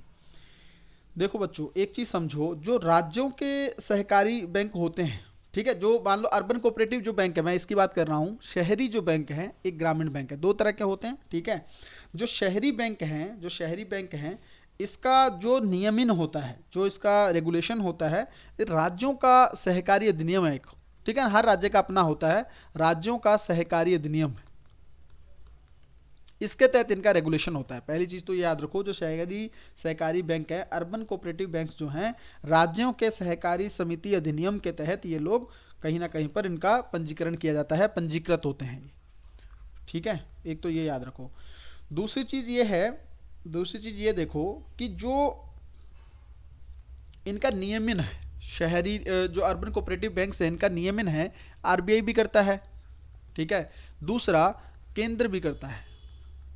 इन दोनों के बीच में आपस में बटा होता है क्या, नियमन, रेगुलेशन करना होते हैं इस अधिनियम के तहत। राज्यों का अपना अधिनियम होता है इस चीज को लेकर, उसके तहत ये पंजीकृत होते हैं। और जो इसका नियमन होता है वो आरबीआई करता है, किसका, अर्बन कोऑपरेटिव बैंक्स का। ठीक है, इसको लेकर दिक्कत नहीं होनी चाहिए, इसको लेकर आप लोग चीजें बहुत अच्छे से समझ लोगे। अब देखो, अगर तो एक ही राज्य के बीच में है उसकी शाखाएं, ठीक है, अगर कोई सहकारी बैंक है मान लीजिए किसी एक राज्य में है, तो उसका जो उस राज्य में जो उसका प्रॉपर उसकी गतिविधियां हैं, उसका सारा जो विनियमन का काम देखेगा ना, वो रजिस्ट्रार कोऑपरेटिव सोसाइटीज देखेगा। ये राज्यों के तहत एस्टेब्लिश होते हैं, इसको आरसीएस बोलते हैं, रजिस्ट्रार कोऑपरेटिव सोसाइटीज। ठीक है, ये आरसीएस इसका नियमन देखते हैं। अगर एक ही राज्य के बीच में है, एक राज्य, मैं फिर से कह रहा हूं एक राज्य के बीच में है, बट अगर एक से ज्यादा अधिक राज्यों के बीच में है तो उसका जो नियमन है वो केंद्रीय आरसीएस, ये केंद्र का है। ठीक है, रजिस्ट्रार कोऑपरेटिव सोसाइटी, इसके द्वारा किया जाता है। बस ये डिफरेंस समझ लो, ये आरसीएस द्वारा किया जाता है, राज्य का ही होता है ये केंद्र का एक इस्टेब्लिश है, ये सारा देखेगा। अगर एक से ज्यादा राज्यों में क्या है, उसकी शाखाएं हैं। ठीक है, एक से ज्यादा राज्यों में फैला हुआ है, क्या, अर्बन कोऑपरेटिव बैंक कोई है जो एक से ज्यादा शहरों में फैला हुआ है, उसको लेकर चीजें की जाती हैं। ठीक है, मुझे लगता है दिक्कत नहीं होगी भाई यहां पर। यूपीएससी ने सवाल जो पूछा था इसको लेकर वो ये था, क्योंकि एक अधिनियम संशोधन लाया गया था, इतना याद रख लो, उसको अब याद रखने की जरूरत नहीं है, थोड़ा पुराना हो गया है, लेकिन इतना याद रख लो जो टर्म उसने यूपीएससी ने पूछी थी, क्या ये शेयर जारी कर सकते हैं क्या अपने सदस्यों को? पहले अनुमति नहीं थी। ठीक है, शेयर समझते हो ना, अंश, स्टॉक मार्केट वगैरह जो सिस्टम चलता है, क्या ये शेयर जारी कर सकते हैं? बट हाँ, अब कर सकते हैं, ये यूपीएससी के ऑप्शन में था। ठीक है, ये शेयर जारी कर सकते हैं अपने सदस्यों को, पहले ये अनुमति नहीं थी, बट 2020 में एक अध्यादेश लाया गया था, उसमें इनको परमिशन दे दी गई थी। ठीक है, यही सवाल में ऑप्शन दिया गया था, उससे ज़्यादा कुछ कहानी नहीं थी। ठीक है, 2 टाइप के होते हैं, शहरी, ग्रामीण। ठीक है, इस अधिनियम के तहत पंजीकृत होते हैं, आरबीआई इनकी वो करता है, नियमन करता है, केंद्र भी कहीं ना कहीं पर नियमन करता है। फिर अगर देखेंगे एक राज्य के बीच में है तो पहला नियमन जो है आरसीएस करता है, फिर अगर एक से ज़्यादा राज्यों के बीच में है तो केंद्रीय आरसीएस जो है वो इसका नियमन करता है। तो याद रखेंगे चीज़ें भाई, सहकारी बैंक को लेकर आप लोगों से गलती नहीं होनी चाहिए। ठीक है, अब सहकारी बैंक पढ़ लिया है तो रीजनल रूरल बैंक देख लेते हैं। ठीक है, आरआरबी के बारे में न्यूज़ सुना होगा, कई बच्चे तो एग्जाम भी देते हैं इसका। ठीक है ना, इसको बोलते हैं क्षेत्रीय ग्रामीण बैंक। ठीक है, पहले इन लोगों को LAF, liquidity adjustment facility, LAF और मार्जिनल स्टैंडिंग फैसिलिटी, और कॉल और नोटिस मनी, ये बता देता हूँ सारी चीज़ें क्या होती हैं, अभी वेट करिए।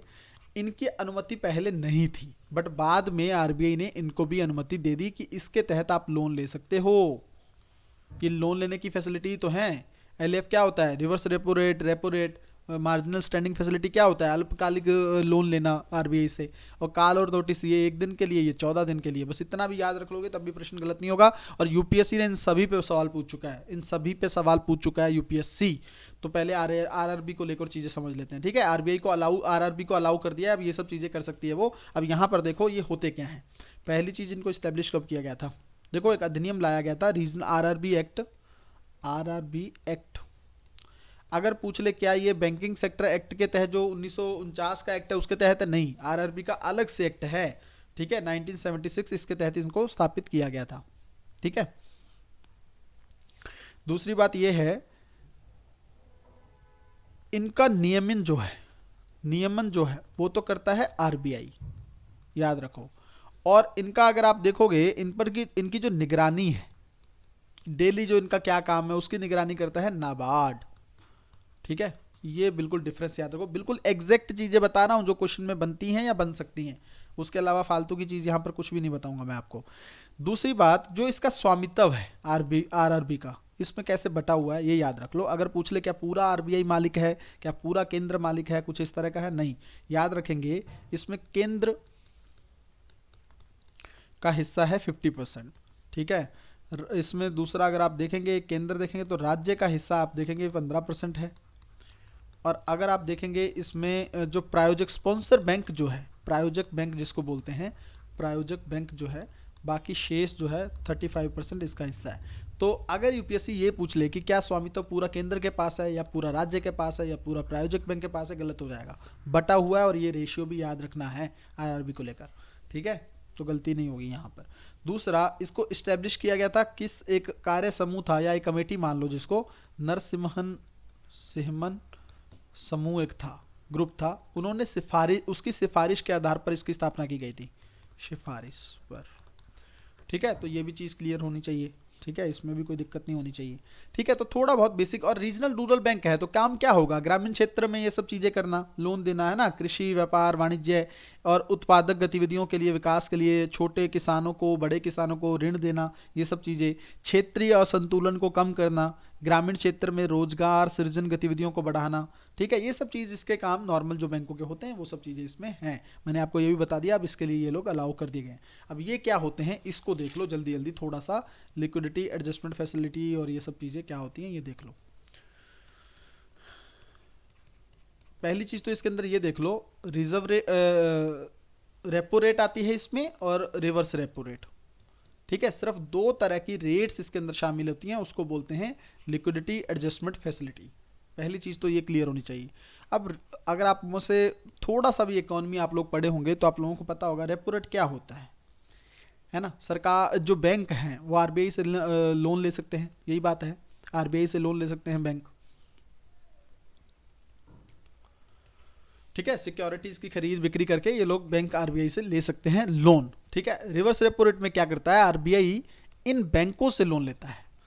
लोन लेता है, क्यों लेता है? अब एक चीज सोचो, क्या आरबीआई को लोन देने की औकात है क्या इन बैंकों की? मतलब तो नहीं है ना, मतलब नहीं दे सकते हैं, तो फिर क्यों लेता है आरबीआई लोन? उसका कारण है, अगर आप देखोगे ये जो दोनों ही टर्म्स है ना, ये तरलता को कम या ज्यादा करने के लिए की जाती हैं, कम या ज्यादा करने के लिए इस्तेमाल की जाती हैं। मतलब लिक्विडिटी क्या होता है? मार्केट में मनी ज्यादा होना। देखो बच्चों, आज अगर एक चीज मेरी यहां पर समझ लोगे ना तो कभी भी इसको लेकर कंफ्यूजन नहीं रहेगी।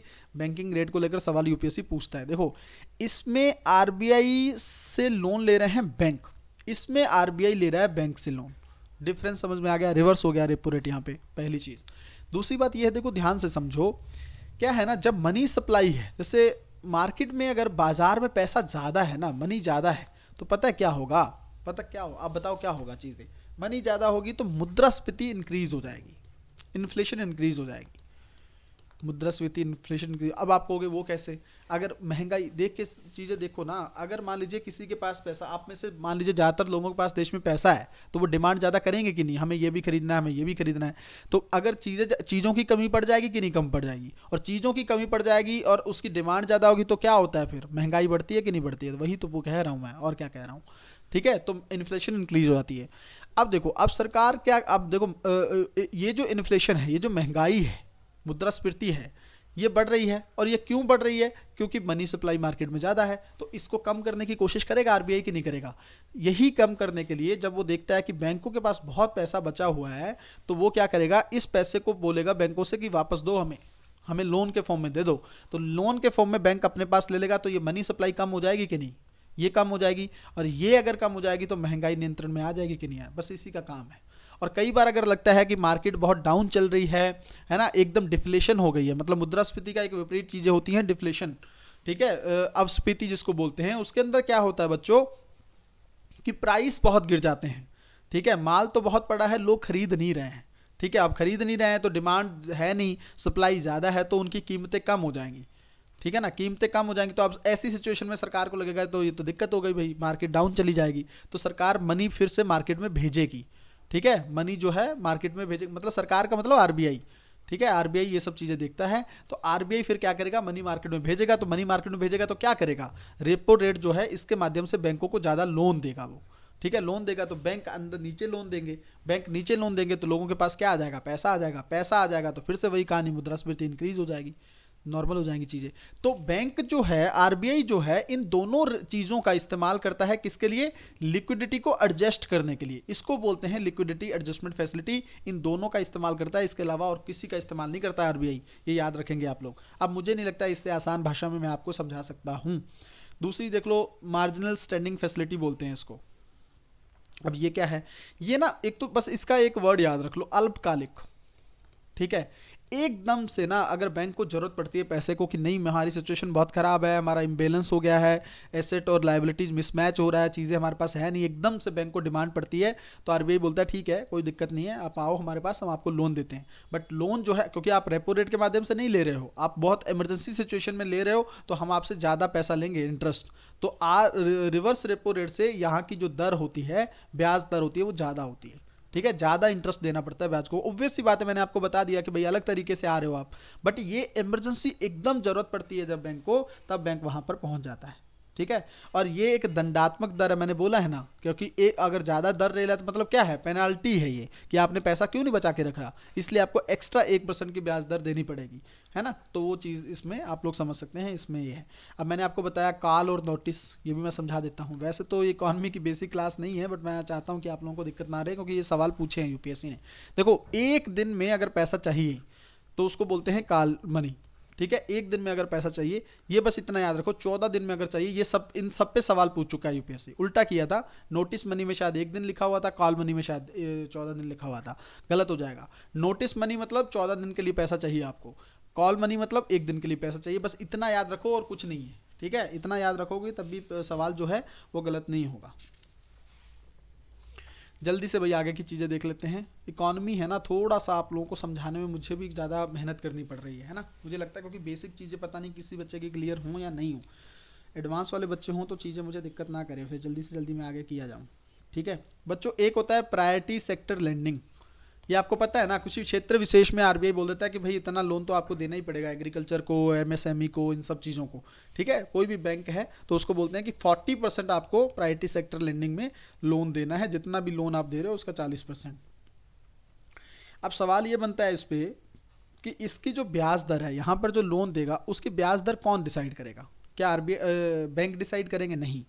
अगर आप ये देखेंगे, इसकी ब्याज दर जो है आरबीआई, आप इतना याद रखो कि आरबीआई ही डिसाइड करता है, आरबीआई द्वारा। उसकी एक कमेटी है, एक विभाग है, बैंकिंग विनियमन विभाग, बट इतना याद रखो आरबीआई करता है। इसमें कंफ्यूज मत होना बच्चों, बैंक नहीं करता है, लोन देता है बैंक, बट बैंक इसकी रेट जो है ना वो डिसाइड नहीं करता है। यहीं पे कंफ्यूजन कर देगा यूपीएससी।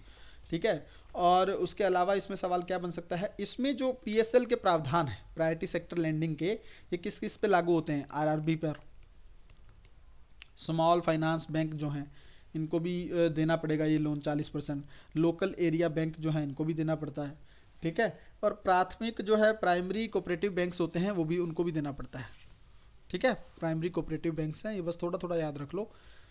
इन सब पे लागू होता है क्या? पीएसएल। मैंने बता दिया ना क्या है ये स्पेसिफिक। मान लीजिए टोटल 100 लोन दे रहे हैं, 100 रुपये, तो 40% इन क्षेत्रों को देना पड़ेगा। किसको? कृषि को, किसको? एमएसएमई को, एजुकेशन सेक्टर में, हाउसिंग सेक्टर में। ये सब जो एरियाज हैं, रिन्यूएबल एनर्जी जो है, नवीकरणीय ऊर्जा के लिए, इसके लिए इनको कौन सपोर्ट करेगा? इसीलिए तो करना जरूरी है, तभी इस सेक्टर चीज़ को लाया गया है। इसको अब गलती नहीं करेंगे, याद रखेंगे इसको। एक चीज याद रखो, मैंने बोला ना ये आरआरबी, ठीक है, एक रीजनल रूरल बैंक जो है और एक सहकारी बैंक जो है, देखो यहां पर अलग से लिख देता हूं, आरआरबी, सहकारी बैंक, ठीक है, और स्मॉल फाइनेंस बैंक जो है, इनको याद रख लो। इन तीनों को ना लगभग इन लोगों को तो 40% देना पड़ता है ना, यहां पर ये 75% पीएसएल में देंगे, प्रायोरिटी सेक्टर लैंडिंग में, ठीक है। बस इतना याद रख लो, प्रश्न बन जाएगा तो दिक्कत नहीं होगी। प्रश्न मेनली बनेगा इस पे, ये जो लाइन है ना आरबीआई द्वारा।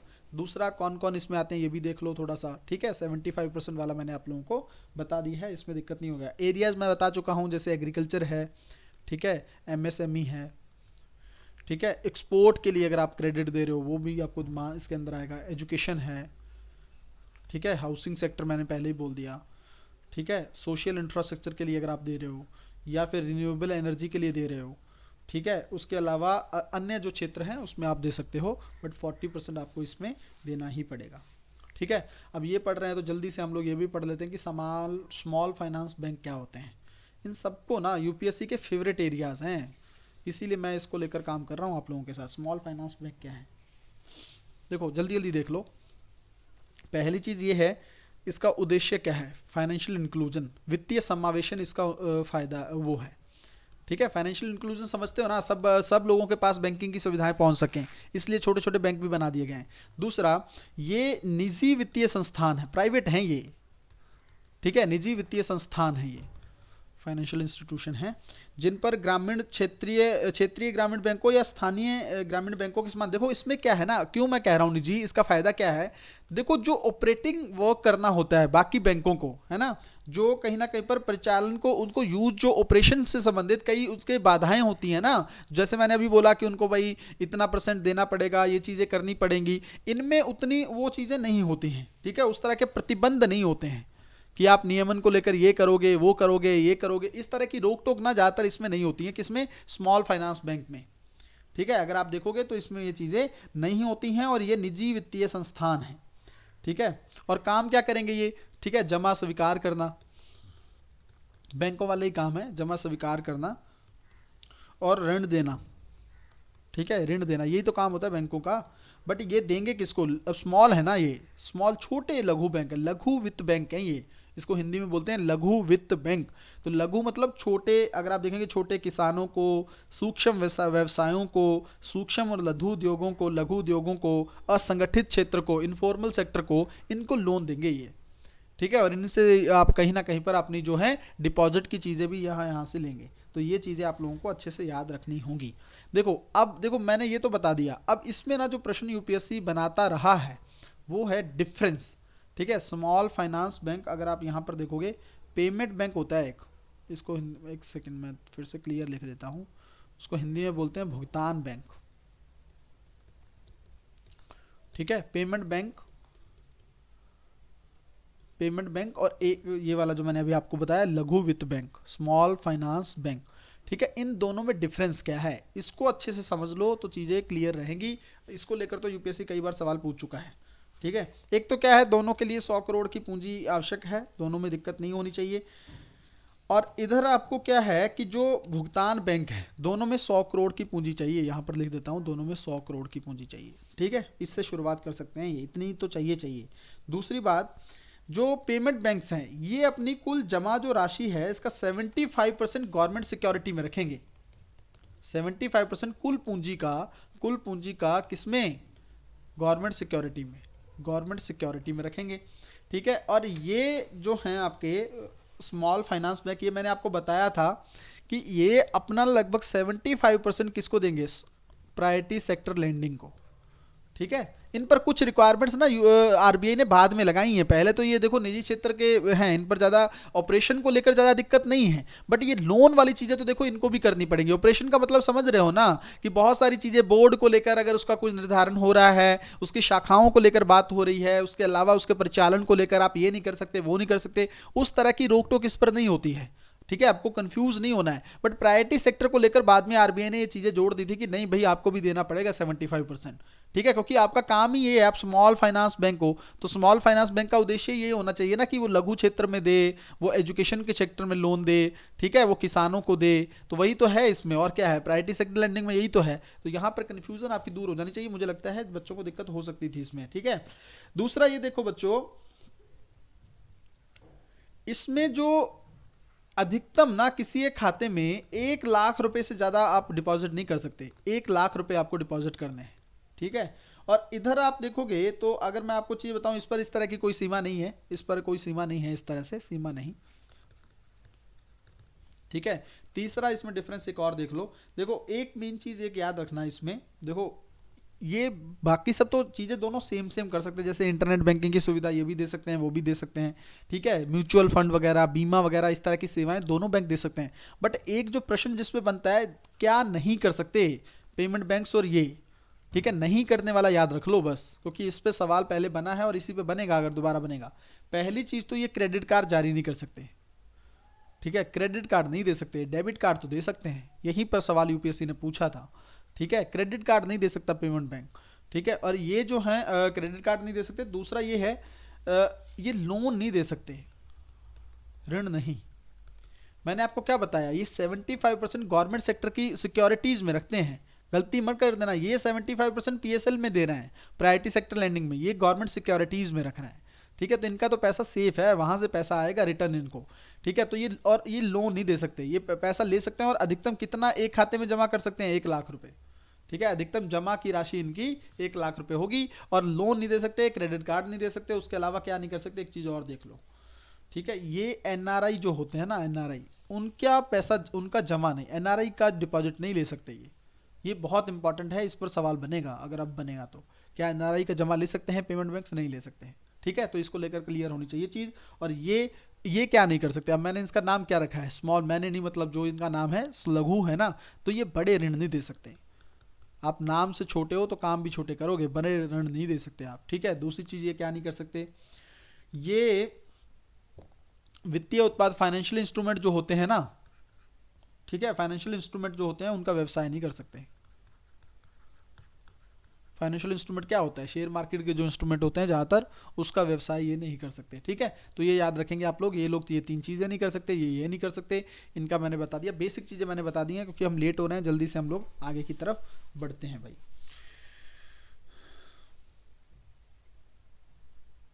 देखो एक याद रखो यहां पर। ठीक है, एक है बच्चों आईबीसी, ठीक है, एक है सारफेसी अधिनियम। मैं आपको दोनों बता देता हूं, ध्यान से समझ लो। ठीक है, सारफेसी एक्ट बोलते हैं इसको।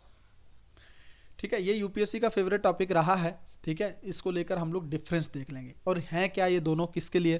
देखो क्या है ना, कई बार लोग ऋण देने में चूक जाते हैं, क्या वो व्यक्ति हो, कंपनियां हो, उसके लिए ये एक विवाद सिस्टम किया गया है कि उनसे, उन लोगों से लोन वापस लिया जा सके, है ना, उन लोगों से जो बकाया जो लोन लिया है वो चीज़ें वापस ली जा सकें, उसके लिए ये चीज़ें बनाई गई हैं। अब देख लो, अब है तो इन ये दोनों हैं, अब ये न्यूज़ में रहते हैं आईबीसी और सारफेसी एक्ट, बट दोनों में डिफरेंस पता नहीं होता है कि काम तो दोनों का एक है, फिर अलग अलग क्यों है, ये डिफरेंस है कुछ इसके अंदर, वो आप यहाँ पर नोट करके रख लो। ठीक है, एक तो क्या है, ये जो है आईबीसी के तहत जो चीज़ें हैं, इसमें सिक्योर्ड और सुरक्षित और असुरक्षित, ठीक है, सुरक्षित प्लस असुरक्षित दोनों तरह के ऋण जो देनदार हैं वो शामिल होते हैं इसमें,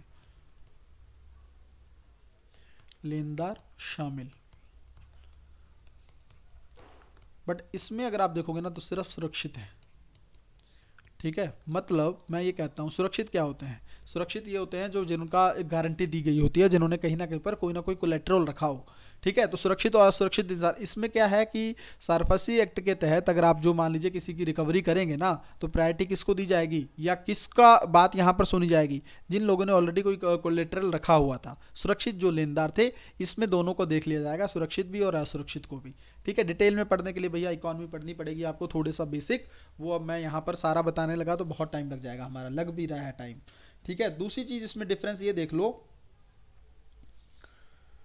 ये जो कोड है, ठीक है, इसको दिवालियापन संहिता कहते हैं। देखो इसका इंग्लिश में हिंदी में नाम है दिवाला और शोधन अक्षमता संहिता का संहिता।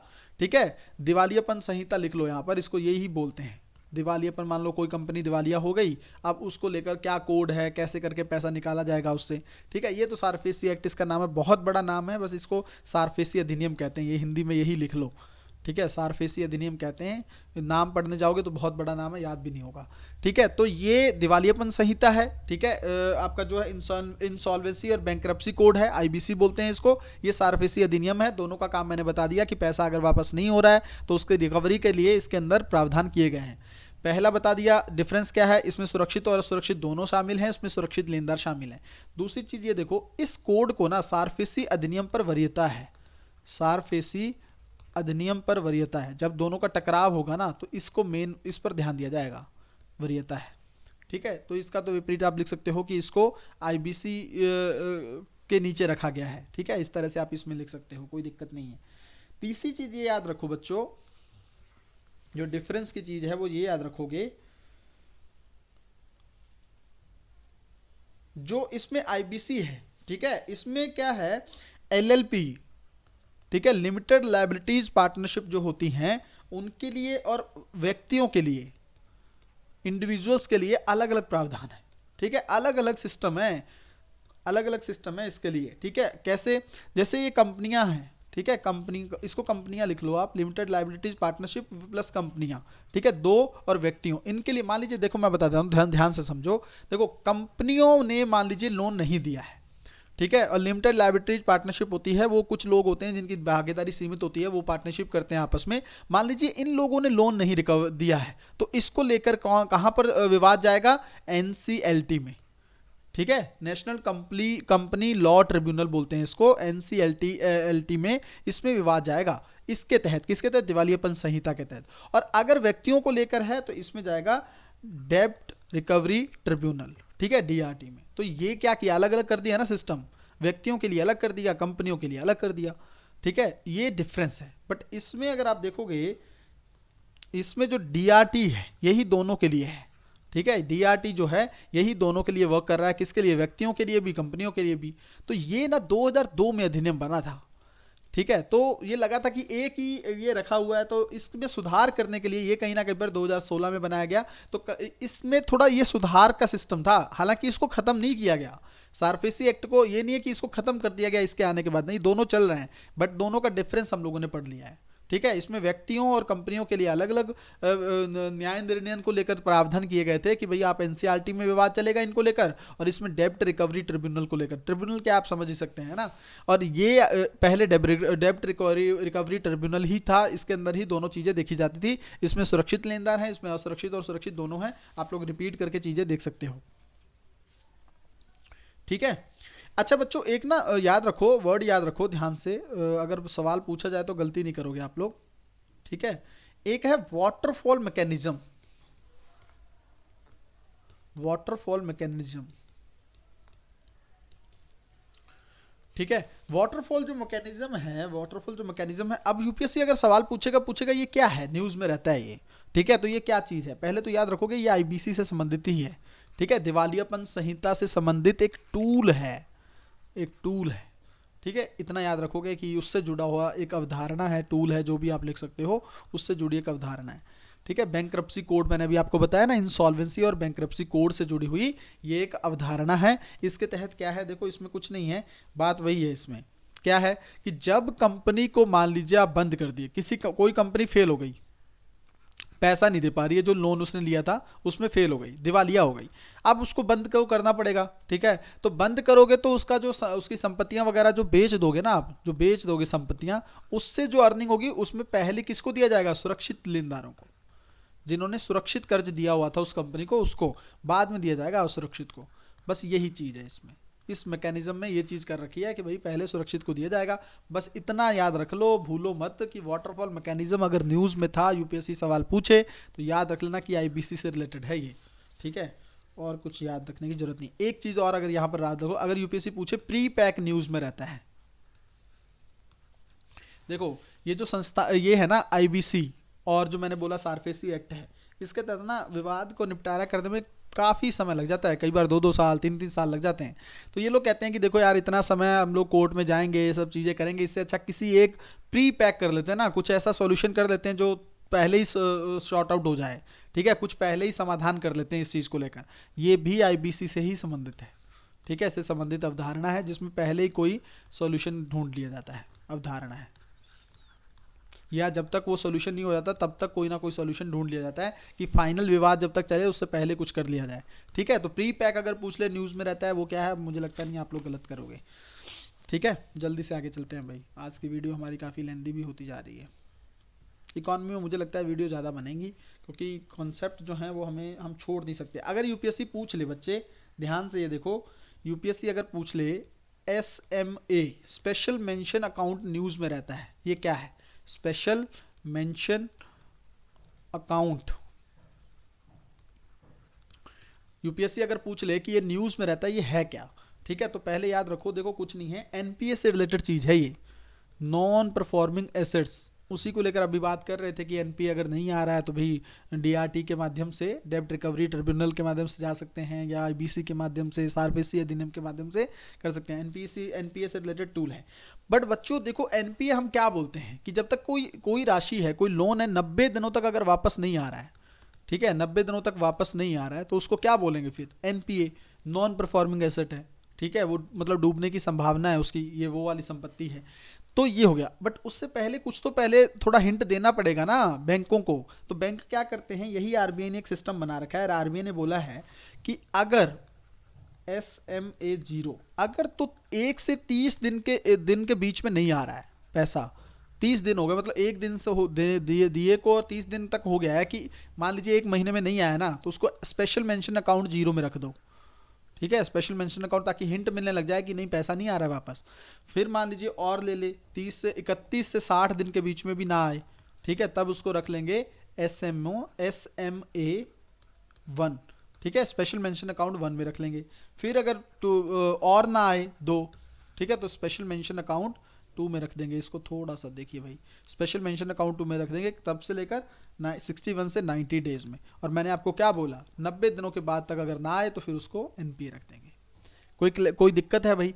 तो अगर यूपीएससी पूछे कि स्पेशल मेंशन अकाउंट क्या है, तो आपको याद रखना है कि ये एनपीए से संबंधित एक अवधारणा है, ठीक है, एनपीए से संबंधित एक खाता है जिसके अंदर रखना पड़ता है बैंक को, ठीक है, ताकि बैंक को हिंट मिलने लग जाए कि एसएमओ 0 में आ गया भाई, 30 दिन वापस नहीं आया पैसा, फिर 31 से, ताकि वो थोड़ा सा तेजी से काम कर सके ना, रिकवरी के लिए पहले एफर्ट कर सके कि पैसा नहीं आ रहा भाई, थोड़ा सा ध्यान दो, है ना, उसके लिए ये अकाउंट बना के रखा जाता है। अब देख लो बच्चों, और एक दो टर्म्स और भी हैं, वो भी यहाँ पे क्लियर कर लेते हैं हम लोग, ठीक है। अब देखो, अब आपको एक चीज पता है कि 90 दिन या उससे अधिक का बकाया हो, और कृषि के लिए ये है कि 2 फसल मौसम हो चुके हैं, ठीक है, और उसका भुगतान नहीं आया, तो फिर वो कृषि का, एग्रीकल्चर का एनपीए हो जाएगा, अगर 2 फसलों तक भी के बाद भी पैसा नहीं आ रहा है, ठीक है। एक चीज ये देखो, अब जैसे एनपीए हम लोगों ने देख लिया कि 90 दिनों तक पैसा वापस ना आए, ठीक है। अब इसके बाद का क्या क्लासिफिकेशन है वो भी देख लो। अगर मान लीजिए कोई संपत्ति, जैसे एनपीए को मान लीजिए 12 माह या उससे कम अवधि के लिए, 12 माह से कम अवधि के लिए अगर एनपीए है, अगर एनपीए बना हुआ है, 1 साल हो गया उसको, 1 साल से कम का मतलब ध्यान रखो, 12 माह टोटल या 12 माह से कम, तो फिर उसको बोलते हैं सब स्टैंडर्ड एसेट, ठीक है। थोड़ा सा मुझे लगता है यूपीएससी पूछ ना ले, इसलिए मैं कवर करा रहा हूं इसको। सब स्टैंडर्ड एसेट्स बोलते हैं उसको, अगर तो 12 माह से कम समय का हो गया है, कम है ये 12 माह से कम, ठीक है। और अगर 12 माह तक हो गया है, ठीक है, 12 माह तक मतलब एनपीए बनी ही हुई है वो लगातार, ठीक है, तब उसको बोलते हैं डाउटफुल एसेट, मतलब डाउट में है, डाउटफुल एसेट बोलते हैं उसको, ठीक है। सब स्टैंडर्ड हो गया, डाउटफुल हो गया। तीसरा, अगर 12 माह से ज्यादा हो चुका है, ठीक है, 12 माह से ज्यादा, ठीक है, जिसकी संभावना बिल्कुल निल हो चुकी है, उसको बोलते हैं लॉस एसेट, मतलब खत्म हो चुका है, मुश्किल है, ये वापस नहीं मिलेगा पैसा, अब ये क्लियर हो जाता है, ठीक है। डाउटफुल में फिर भी होता है कि शायद मिल जाए, ठीक है, डूबता रहना, शायद वापस आ जाए। इसमें सब स्टैंडर्ड माना लिया जाता है कि शायद वापस हो, हम लोग कुछ कार्रवाई करेंगे, शायद मिल जाए। तो याद रखो सब स्टैंडर्ड कब तक रहता है, 12 माह से कम, 12 माह हो जाए तो डाउटफुल, 12 माह से ज़्यादा हो जाए तो लॉस एसेट, खत्म कहानी। ठीक है, आगे चलते हैं। अब देखो बच्चों, आप लोगों ने पढ़ा होगा non banking finance company.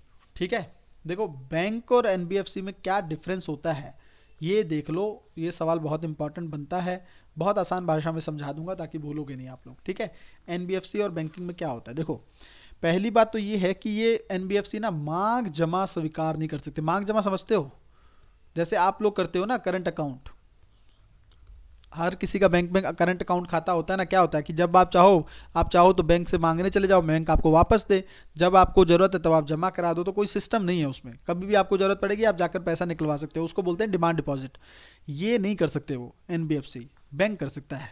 Bank तो वैसे हम लोग देखते ही हैं, करता ही है। ठीक है, मांग जमा स्वीकार करता है। दूसरी बात, एनबीएफसी ना चेक जारी नहीं कर सकती। ठीक है, चेक जारी नहीं कर सकती, और बैंक तो आपको पता ही है चेक जारी करता है। ठीक है, बेसिक डिफरेंस है, याद रखोगे। नॉन बैंकिंग फाइनेंस कंपनी और बैंक में क्या डिफरेंस है इसको याद रख लो। दूसरी बात, तीसरी बात, इसके अंदर एक चीज़ और देखो। आपको पता है ना कि अगर हमारा पैसा डूब जाता है तो सरकार 5 लाख तक की सुरक्षा देती है। पहले ये कम था, 1 लाख था, अब इसको बढ़ा दिया गया है कि आपको 5 लाख, मतलब 5 लाख से अगर ज़्यादा आपका बैंक में जमा है, ऐसा नहीं है कि 1 लाख जमा है तो 5 लाख मिल जाएंगे, नहीं। 5 लाख से अगर ज़्यादा कितना भी जमा है और बैंक डूब गया तो आपको 5 लाख तो मिलेंगे ही मिलेंगे। ये सुरक्षा दे दिया सरकार ने, बट ऐसी कोई सुरक्षा इसमें नहीं है। एनबीएफसी में कोई सुरक्षा नहीं है। ठीक है, चौथी चीज़। ठीक है, इसके अंदर अगर आप देखोगे, ये कंपनी अधिनियम 1956 के तहत अधिनियमित होती है। ठीक है, के तहत नियमित, इसका नियमन होता है, नियमन। और इधर आप देखोगे तो इसका है बैंकिंग रेगुलेशन एक्ट। ये तो आपको पता है, बैंकिंग रेगुलेशन एक्ट जो 1949 है, इसके तहत इसका नियमन होता है। 1949 के तहत नियमन। ठीक है, तो ये भाई इसके अंदर डिफरेंस है, ये आप लोग अच्छे से याद रख लोगे कि किसके अंदर क्या चीज़ें हैं। रिपीट कर लेना अगर जिन बच्चों को ना समझ में आया हो तो। अब आगे देख लो भाई, जल्दी से देख लो।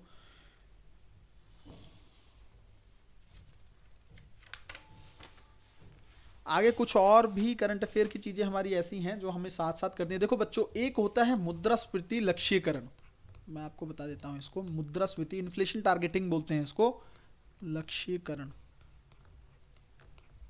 ठीक है, इंग्लिश में इन्फ्लेशन टारगेटिंग। अब ये बता देता हूँ क्या है। देखो भारत में पहले क्या था, मुद्रास्फीति को लेकर इस तरह से कोई प्रावधान नहीं थे कि भाई कोई कमेटी होगी या कुछ चीज़ें की जाएंगी। मुद्रास्फीति मतलब समझ रहे हो ना, महंगाई, सीधा मतलब समझ लो इसका सामान्य भाषा में, महंगाई को कंट्रोल करना। ठीक है, ये अब आरबीआई का कहीं ना कहीं पर मेन एरिया बन चुका है, और इसकी आलोचना भी की जाती है कि ग्रोथ के अलावा आरबीआई किसी अलग ही चक्रों में फंस गया है। बट क्या करे, सरकार ने कहा है उसको। देखो 2016 में आरबीआई अधिनियम में संशोधन किया गया। आरबीआई अधिनियम में संशोधन किया गया और क्या बनाया गया, ठीक है, क्या बनाया गया, इसके अंदर ये कहा गया कि मॉनेटरी पॉलिसी कमेटी होगी एक। ठीक है, मौद्रिक नीति समिति बनाई गई, जिसके अंदर देखो 6 सदस्य हैं। 6 में अब इतना याद रख लो, 3 आरबीआई के हैं जिसमें गवर्नर, डिप्टी गवर्नर और वो हैं, और इधर आप देखोगे तो 3 सरकार के हैं। ठीक है, ये कमेटी बनाई गई, ध्यान से समझ लो। मौद्रिक नीति समिति कहते हैं, आप लोगों ने बहुत बार न्यूज़ में सुना होगा कि मौद्रिक नीति समिति की बैठक हुई है ना, वही होते हैं ये। और इसके हेड कौन होते हैं, आरबीआई गवर्नर। अध्यक्ष याद रख लो, आरबीआई गवर्नर होते हैं। इस पे सवाल यूपीएससी पूछ चुका है। ठीक है, आरबीआई के जो गवर्नर होते हैं उसको अध्यक्ष दिया गया है। अब देखो, अगर आप एक चीज़ और सोचोगे, आप कहोगे कि सर 3 सदस्य इधर हैं, 3 ये हैं। अब मान लीजिए किसी बात पर कुछ समझौता होना है, वोटिंग हुई तो 3 इनका हो गया, बराबर हो गया, फिर क्या करेंगे, टाई हो गया। तो टाई अगर हो जाएगा तो जो आरबीआई गवर्नर है उसके पास वीटो पावर है। ठीक है, वो जिसको फिर वो चाहे तो उस पक्ष में वोट दे सकता है, उसी बीच में काम कही जाएगा। तो आरबीआई गवर्नर अध्यक्ष भी हैं, उनके पास वीटो भी है इस चीज़ को लेकर। अच्छा, क्यों बनाई गई ये, इसमें कहा गया कि महंगाई को आपको 2 से 6% के बीच में रखना है। आरबीआई को बोल दिया ये टारगेट है आपका। ठीक है, इससे बढ़नी नहीं चाहिए, इससे कम नहीं होनी चाहिए, 2% से कम ना हो, 6% से बढ़े ना। इसको बोलते हैं क्या, मुद्रास्फीति लक्ष्यीकरण। ठीक है, इन्फ्लेशन टारगेटिंग बोलते हैं इसको। एक चीज़ यहाँ पर क्लियर हो गई, ठीक है। ये दो, और आपने देखा होगा कि ये जो हैं मॉनेटरी पॉलिसी कमेटी वाले ही सेट करते हैं, क्या सेट करते हैं कि नीतिगत दरों का निर्धारण करते हैं। ये नीतिगत दरें कौन सी हैं, जैसे मैंने आपको बताया ना, रिवर्स रेट क्या, रेपो रेट क्या होगी, रिवर्स रेपो रेट क्या होगी, मार्जिनल स्टैंडिंग फैसिलिटी क्या होगी, ये क्या है, नीतिगत दरें तो हैं। इस निर्धारण कौन करता है, मॉनेटरी पॉलिसी कमेटी। और इनकी आप लोगों ने देखा होगा तो बैठक होती रहती है टाइम टाइम पे, ठीक है। तो इनका वर्ष में, एक वर्ष मतलब प्रत्येक 3 महीने में एक बैठक होती है इनकी, ठीक है। तो वर्ष में टोटल कितनी हो गई, प्रत्येक 3 माह पर बैठक करती है ये, तो वर्ष में टोटल हो गई 4 बैठकें, ठीक है।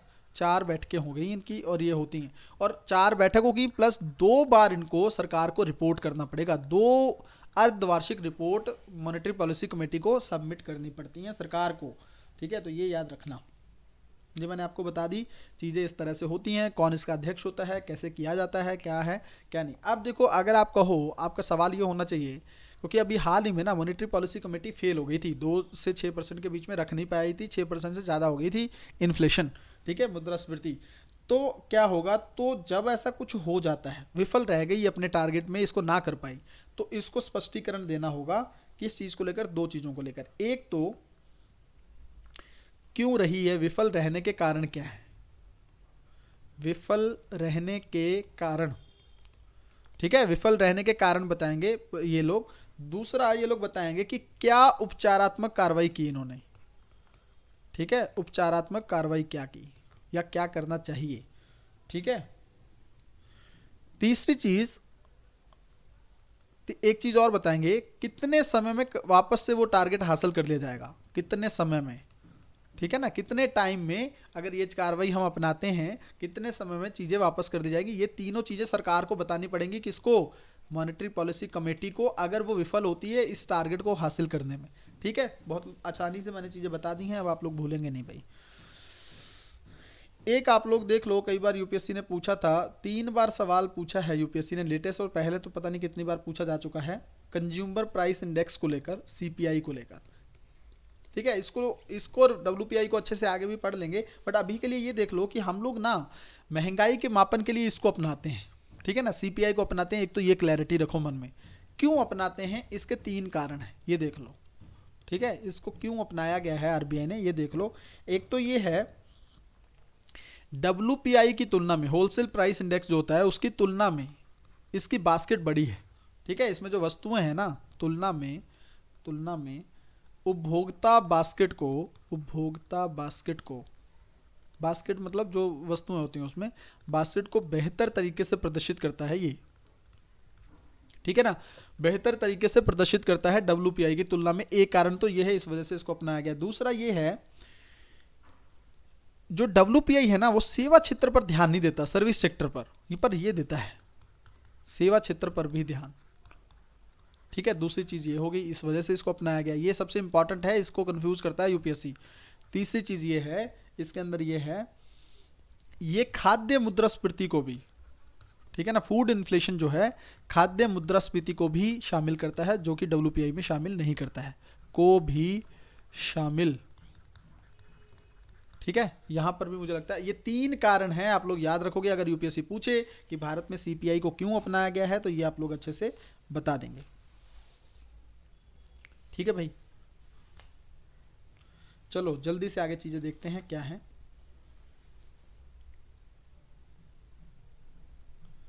देखो बच्चों, एक ना आप लोगों ने न्यूज में सुना होगा बहुत बार, और यूपीएससी ने सवाल भी पूछा है, इसको बोलते हैं घाटे का मौद्रीकरण।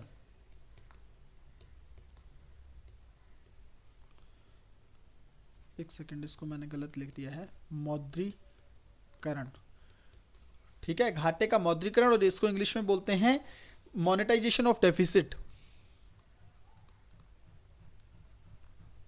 Monetization of deficit. ये यूपीएससी सवाल पूछ चुका है, इस पे कई बार पूछ चुका है, ठीक है। डेफिसिट ये क्या है, अब देखो, पहली चीज इसको वर्ड से ही समझ लो, तब भूलोगे नहीं। घाटा मतलब सरकार को घाटा हो रहा है, मौद्रीकरण मतलब उसके लिए सरकार नोट छाप रही है, बस सिंपल सा वर्ड अगर सामान्य शब्दों में याद रखोगे ना, तब गलती नहीं होगी, ठीक है।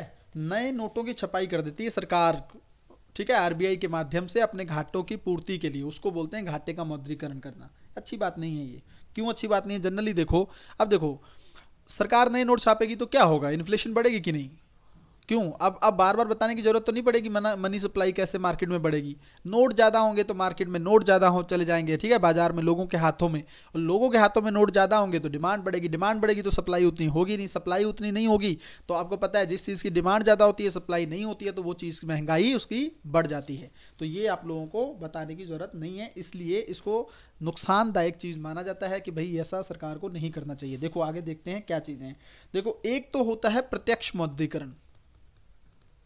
प्रत्यक्ष में क्या करते हैं, ये सीधा सरकार ने बोल दिया कि आरबीआई नई मुद्रा की छपाई करेगी, नई मुद्रा छाप मतलब नए नोट छापेगी, ठीक है, और क्या करेगी आरबीआई, इसका उपयोग कर प्राथमिक जो बाजार है, प्राइमरी मार्केट, आप देखो ये सेबी की चीजें हैं, ठीक है, आप लोग इकोनॉमी अगर पढ़े होंगे आपको पता होगा, प्राइमरी मार्केट और सेकेंडरी मार्केट।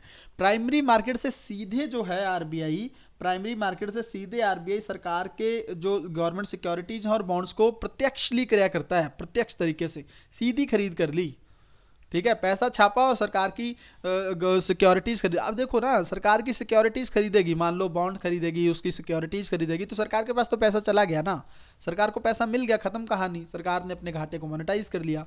दूसरा तरीका होता है अप्रत्यक्ष तरीका, इनडायरेक्ट मोनेटाइजेशन। ये क्या होता है, सरकार जब है प्राथमिक जो बाजार है, ठीक है, इसके अंदर बॉन्ड्स जारी करती है, सरकार ने वो कर दिया, और आरबीआई क्या करता है, ओपन मार्केट ऑपरेशंस के माध्यम से द्वितीयक बाजार से, सेकेंडरी मार्केट से, इसमें तो प्राथमिक मार्केट थी ना ऊपर, इसमें सेकेंडरी मार्केट से आरबीआई ओएमओ, ये यूपीएससी ने प्रश्न पूछा था 2012-13 के आसपास, ओपन मार्केट ऑपरेशन न्यूज में रहते हैं, ये क्या है, ये आरबीआई करता है, सरकार की प्रतिभूतियों की खरीद और बिक्री करने के लिए इसका सहारा लेता है आरबीआई, ओपन मार्केट ऑपरेशन का, ठीक है, तो इसको लेकर याद रखेंगे, इसका इस्तेमाल करता है अप्रत्यक्ष में, काम वही कर रहा है बट अप्रत्यक्ष तरीके से कर रहा है। तो दोनों ही चीजें अच्छी नहीं है, क्योंकि मौद्रीकरण जो है इसके लिए इसको नेगेटिव अवधारणा माना जाता है। अब आगे एक चीज और देख लो, ध्यान से देख लो इसको बच्चों, देखो 1997 तक ना ये नॉर्मल था, ठीक है, प्रचलन में रहा है, ये 1997 तक ये प्रचलन में रहा कि मोनेटाइज करती थी सरकार, अब चाहे प्रत्यक्ष तरीके से करे अप्रत्यक्ष तरीके से करे, ठीक है, टी बिल्स वगैरह जारी करती थी, अपनी सिक्योरिटी और मौद्रीकरण होता था। फिर क्या हुआ, 1997 में सरकार और आरबीआई के बीच में कुछ कहीं ना कहीं पर एग्रीमेंट्स हुए कि ये बात ठीक नहीं है, थोड़ा सुधार करते हैं।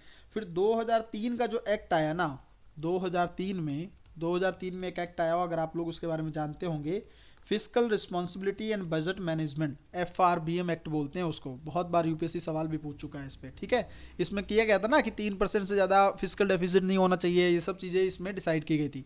इसमें आरबीआई को और इसको रोक दिया गया पूरी तरीके से, आरबीआई को सरकार की प्राथमिक निर्गमन खरीदने से पूरी तरह रोक दिया गया, आरबीआई पर रोक लगा दी कि मोनेटाइज नहीं करोगे आप, ठीक है, इसी एक्ट में सरकार ने रोक लगा दी, ठीक है, आरबीआई पर रोक लगा दी गई। बट बाद में क्या हुआ कि ये चीज़ ज़्यादा समय तक चली नहीं, फिर 2017 में ना इस एक्ट में एक अमेंडमेंट किया गया था, और ये एक स्केप क्लोज, जिसको हिंदी में बोलते हैं बचाव खंड, एक लाया गया कि ठीक है नॉर्मल डेज में हम नहीं करेंगे, बट कभी कभी अगर ज़रूरत पड़ती है इमरजेंसी टाइम में तो हम क्या करेंगे, जो घाटे का मौद्रीकरण करेंगे, मोनेटाइजेशन ऑफ डेफिसिट करेंगे, ठीक है। और मैंने आपको ये बता दिया है मोनेटाइजेशन ऑफ डेफिसिट से नुकसान क्या है। देखो बच्चों ध्यान से समझो, नई मुद्रा अगर छपेगी, ठीक है, तो ये मार्केट में जाएगी, बाजार में जाएगी, बाजार में जाएगी तो लोगों के हाथों में जाएगी, लोगों के पास जाएगी तो क्या होगा, डिमांड बढ़ेगी, क्योंकि ये आपके पास पैसे होते हैं, आप जाते हैं कि नहीं शॉपिंग करने, ठीक है, तो लोगों के पास जाएगी तो क्या होगा, डिमांड बढ़ेगी, और डिमांड बढ़ेगी तो क्या होगा, और भाई चीज़ें तो उतनी बन रही हैं, मान लीजिए आप शर्ट खरीदने जा रहे हैं, मार्केट को थोड़ी ना पता है कितनी डिमांड बढ़ने वाली है, उसके पास तो उतनी शर्ट है, मान लीजिए 10 शर्ट हैं, खरीदने वाले 20 लोग आ गए हैं, तो अब इसको वो अपनी मन मर्जी के दामों पे बेचेगा कि नहीं बेचेगा, तो बेचेगा तो क्या होगा, महंगाई बढ़ेगी, बस यही तो कॉन्सेप्ट है। अगर इस कॉन्सेप्ट को समझ गए ना इकोनॉमी में, दिक्कत ही नहीं होगी। सारा इकोनॉमिक सिस्टम सिर्फ और सिर्फ किस पे है, सप्लाई और डिमांड के फैक्टर पे टिका हुआ है, सप्लाई कम डिमांड ज़्यादा सप्लाई कम, ये सब चीज़ों को लेकर दिक्कत होती रहती है, ठीक है ना, आप लोगों को अच्छे से क्लियर हो जाना चाहिए। ठीक है भाई, आज की वीडियो में मुझे लगता है हमें यहीं पर चीज़ें रोकनी चाहिए, फिर आगे से हम लोग कुछ और चीज़ें डिस्कस करेंगे नेक्स्ट वीडियो में। हालांकि इकॉनमी को लेकर हमें बहुत अच्छे से चीज़ें करनी पड़ेंगी। देखो बच्चों, कोशिश ये है, ठीक है, अगर आप लोग, मैं आपको बता देता हूँ, पहले यहाँ पे समझ लो। देखो इकोनॉमी में हो सकता है 5 से 6 वीडियो आए, ठीक है, ये पॉसिबिलिटी है, बाकी में तो देखो टोटल तो देखो 8 वीडियो आ सकती हैं इकोनॉमी में, क्योंकि इकोनॉमी में ना देखो मैं क्वालिटी के साथ कॉम्प्रोमाइज़ नहीं करना चाहता। ठीक है, अगर हमारी 2-4 वीडियो बढ़ भी जाए हमें उससे फ़र्क नहीं पड़ता है। हमारी कोशिश ये रहनी चाहिए कि हमारा कंटेंट जो है छूटे ना। आप देखो ना, जल्दी मैं कर रहा हूँ, कई कई टर्म्स छोड़ भी रहा हूँ, क्योंकि मुझे लग रहा है कि देखो सब कुछ अगर पढ़ाने बैठा ना तो फिर बहुत सारा कंटेंट बहुत टाइम लग जाएगा हमें। ठीक है, तो मैं आशा आप लोगों से ये कर रहा हूँ कि बेसिक बेसिक टर्म से आप लोग परिचित होंगे थोड़ा बहुत। कुछ कुछ चीज़ें मैं स्किप कर रहा हूँ, वरना तो मैं समझाता ही चला जा रहा हूँ सारी चीज़ें साथ साथ। ठीक है, तो हमारी जैसे मान लीजिए हो सकता है अभी 6 वीडियो इकोनॉमी की आए, ठीक है, फिर बाद में 2 से 3 या 4 और ऐड हो जाएं, तो टोटल मान लीजिए 10 वीडियो में आपका 36 महीने का इकोनॉमी कवर हो रहा है। तो और क्या चाहिए आपको? इससे बेस्ट हो सकता है क्या? कुछ नहीं हो सकता ना। इसी तरह से हम लोग करेंगे, ज़्यादा कंटेंट नहीं करेंगे, जो लिमिटेड चीज़ें हैं जिसमें सवाल बनता रहा है। अब देखो ना, हर एक चीज़ जो मैं उठा रहा हूँ ना उस पर मैं बता रहा हूँ ना यूपीएससी सवाल पूछ चुका है या पूछ चुका है। क्यों कह रहा हूँ? क्योंकि सवाल सच में बने हैं, तो वही चीज़ें मैं आप लोगों को पढ़ा रहा हूँ। तो करंट अफेयर का मतलब ही ये होता है कि जो चीज़ें, क्योंकि यूपीएससी उन्हीं चीज एरियाज़ के पास आसपास घूमता रहता है। ठीक है, सहकारी बैंक है तो 3 साल से सवाल पूछ रहा है, बैंकिंग रेट्स वगैरह हैं लगातार हर बार सवाल पूछे गए हैं। ठीक है, तो उसको लेकर हम लोगों ने चीज़ें क्लियर की हैं। जिस आसान भाषा के साथ मैंने समझाने की कोशिश की है ना, मुझे लगता है इससे ज़्यादा आसान भाषा में इकोनॉमी कहीं और पर आपको बताई नहीं की होगी। आगे चलकर मैं इकोनॉमी का कोर्स भी लाऊंगा। ठीक है, इकोनॉमी का कोर्स भी लाऊंगा जिसमें हम लोग सारी चीज़ें अच्छे से समझ लेंगे। ठीक है, सारी चीज़ें अच्छे से समझ लेंगे, बहुत जल्द वो चीज़ें हो जाएंगी, बट आगे वेट करना पड़ेगा। सबसे पहले तो शायद इससे का कोर्स लॉन्च होगा। देखो बच्चों, मेंटोरशिप प्रोग्राम क्या है? पहली चीज़ तो ये देख लो, इसमें वीकली टारगेट मैं देता हूँ। बहुत बच्चे डाउट में रहते हैं कि सर इस प्रोग्राम में स्पेशलिटी क्या है। देखो, इसकी स्पेशलिटी ये है कि प्री में हम 130 को टारगेट करते हैं और मेंस में लगभग 820 प्लस नंबर को टारगेट करने का मेरा प्लान है। कंप्लीट टारगेट मैं उसी अकॉर्डिंग देता हूँ। फिर टेस्ट लेता हूँ आप लोगों से, आपका ओरल टेस्ट भी होता है, कई बार मैं आपको क्वेश्चन लिखने के लिए देता हूँ। तो कॉपी इवेल्यूशन मैं खुद पर्सनल लेवल पे करता हूँ, ग्रुप में नहीं आती उसमें। ठीक है, इसमें पर्सनल लेवल पर आप मुझे सेंड करते हो तो मैं आपको रिव्यू करता हूँ आपके आंसर। ठीक है, अगर आप लोग चाहते हो कंप्लीट तैयारी अपनी स्टैटिक अच्छे से करना, तो फिर आप मुझे इस नंबर पे कॉल कर सकते हो, मैसेज कर सकते हो, ये व्हाट्सअप का नंबर भी है, और आपका जो है कॉल भी आप इस पर कर सकते हो इस नंबर पर, ताकि मैं आप लोगों को, अगर आप लोग इसमें इनरोल होना चाहते हो, बहुत मिनिमम सी फीस है, बट आपकी तैयारी का लेवल आप अंदाज़ा भी नहीं लगा सकते, उतनी अच्छी आपकी तैयारी हो जाएगी। जो बच्चे कर रहे हैं उनको पता है। ठीक है, तो आज की वीडियो में हमारा इतना ही है, हम लोग अच्छे से इसको कर लिए हैं। आप लोग चाहो तो टेलीग्राम वगैरह ज्वाइन कर सकते हो, वहाँ पर पीडीएफ वगैरह मिलती रहती हैं, बहुत सारी चीज़ें जो हैं अपडेट्स मैं शेयर करता रहता हूँ। इंस्टाग्राम, फेसबुक, ट्विटर पर आप लोग हम लोग सपोर्ट कर सकते हो हमें, है ना। तो आप लोग जोड़ोगे तो कहीं ना कहीं पर लाइट IAS के लिए भी चीज़ें अच्छी रहेंगी। ठीक है, सबके लिंक्स जो हैं डिस्क्रिप्शन में अवेलेबल हैं, आप लोग चाहो तो वहाँ से पार्टिसिपेट कर सकते हो। मेंटोरशिप का मैंने बता दिया है। इकोनॉमी को लेकर जल्दी से दूसरा पार्ट भी आएगा जिसमें हम लोग और अच्छे से चीज़ों को डिस्कस करते रहेंगे। बहुत बहुत धन्यवाद।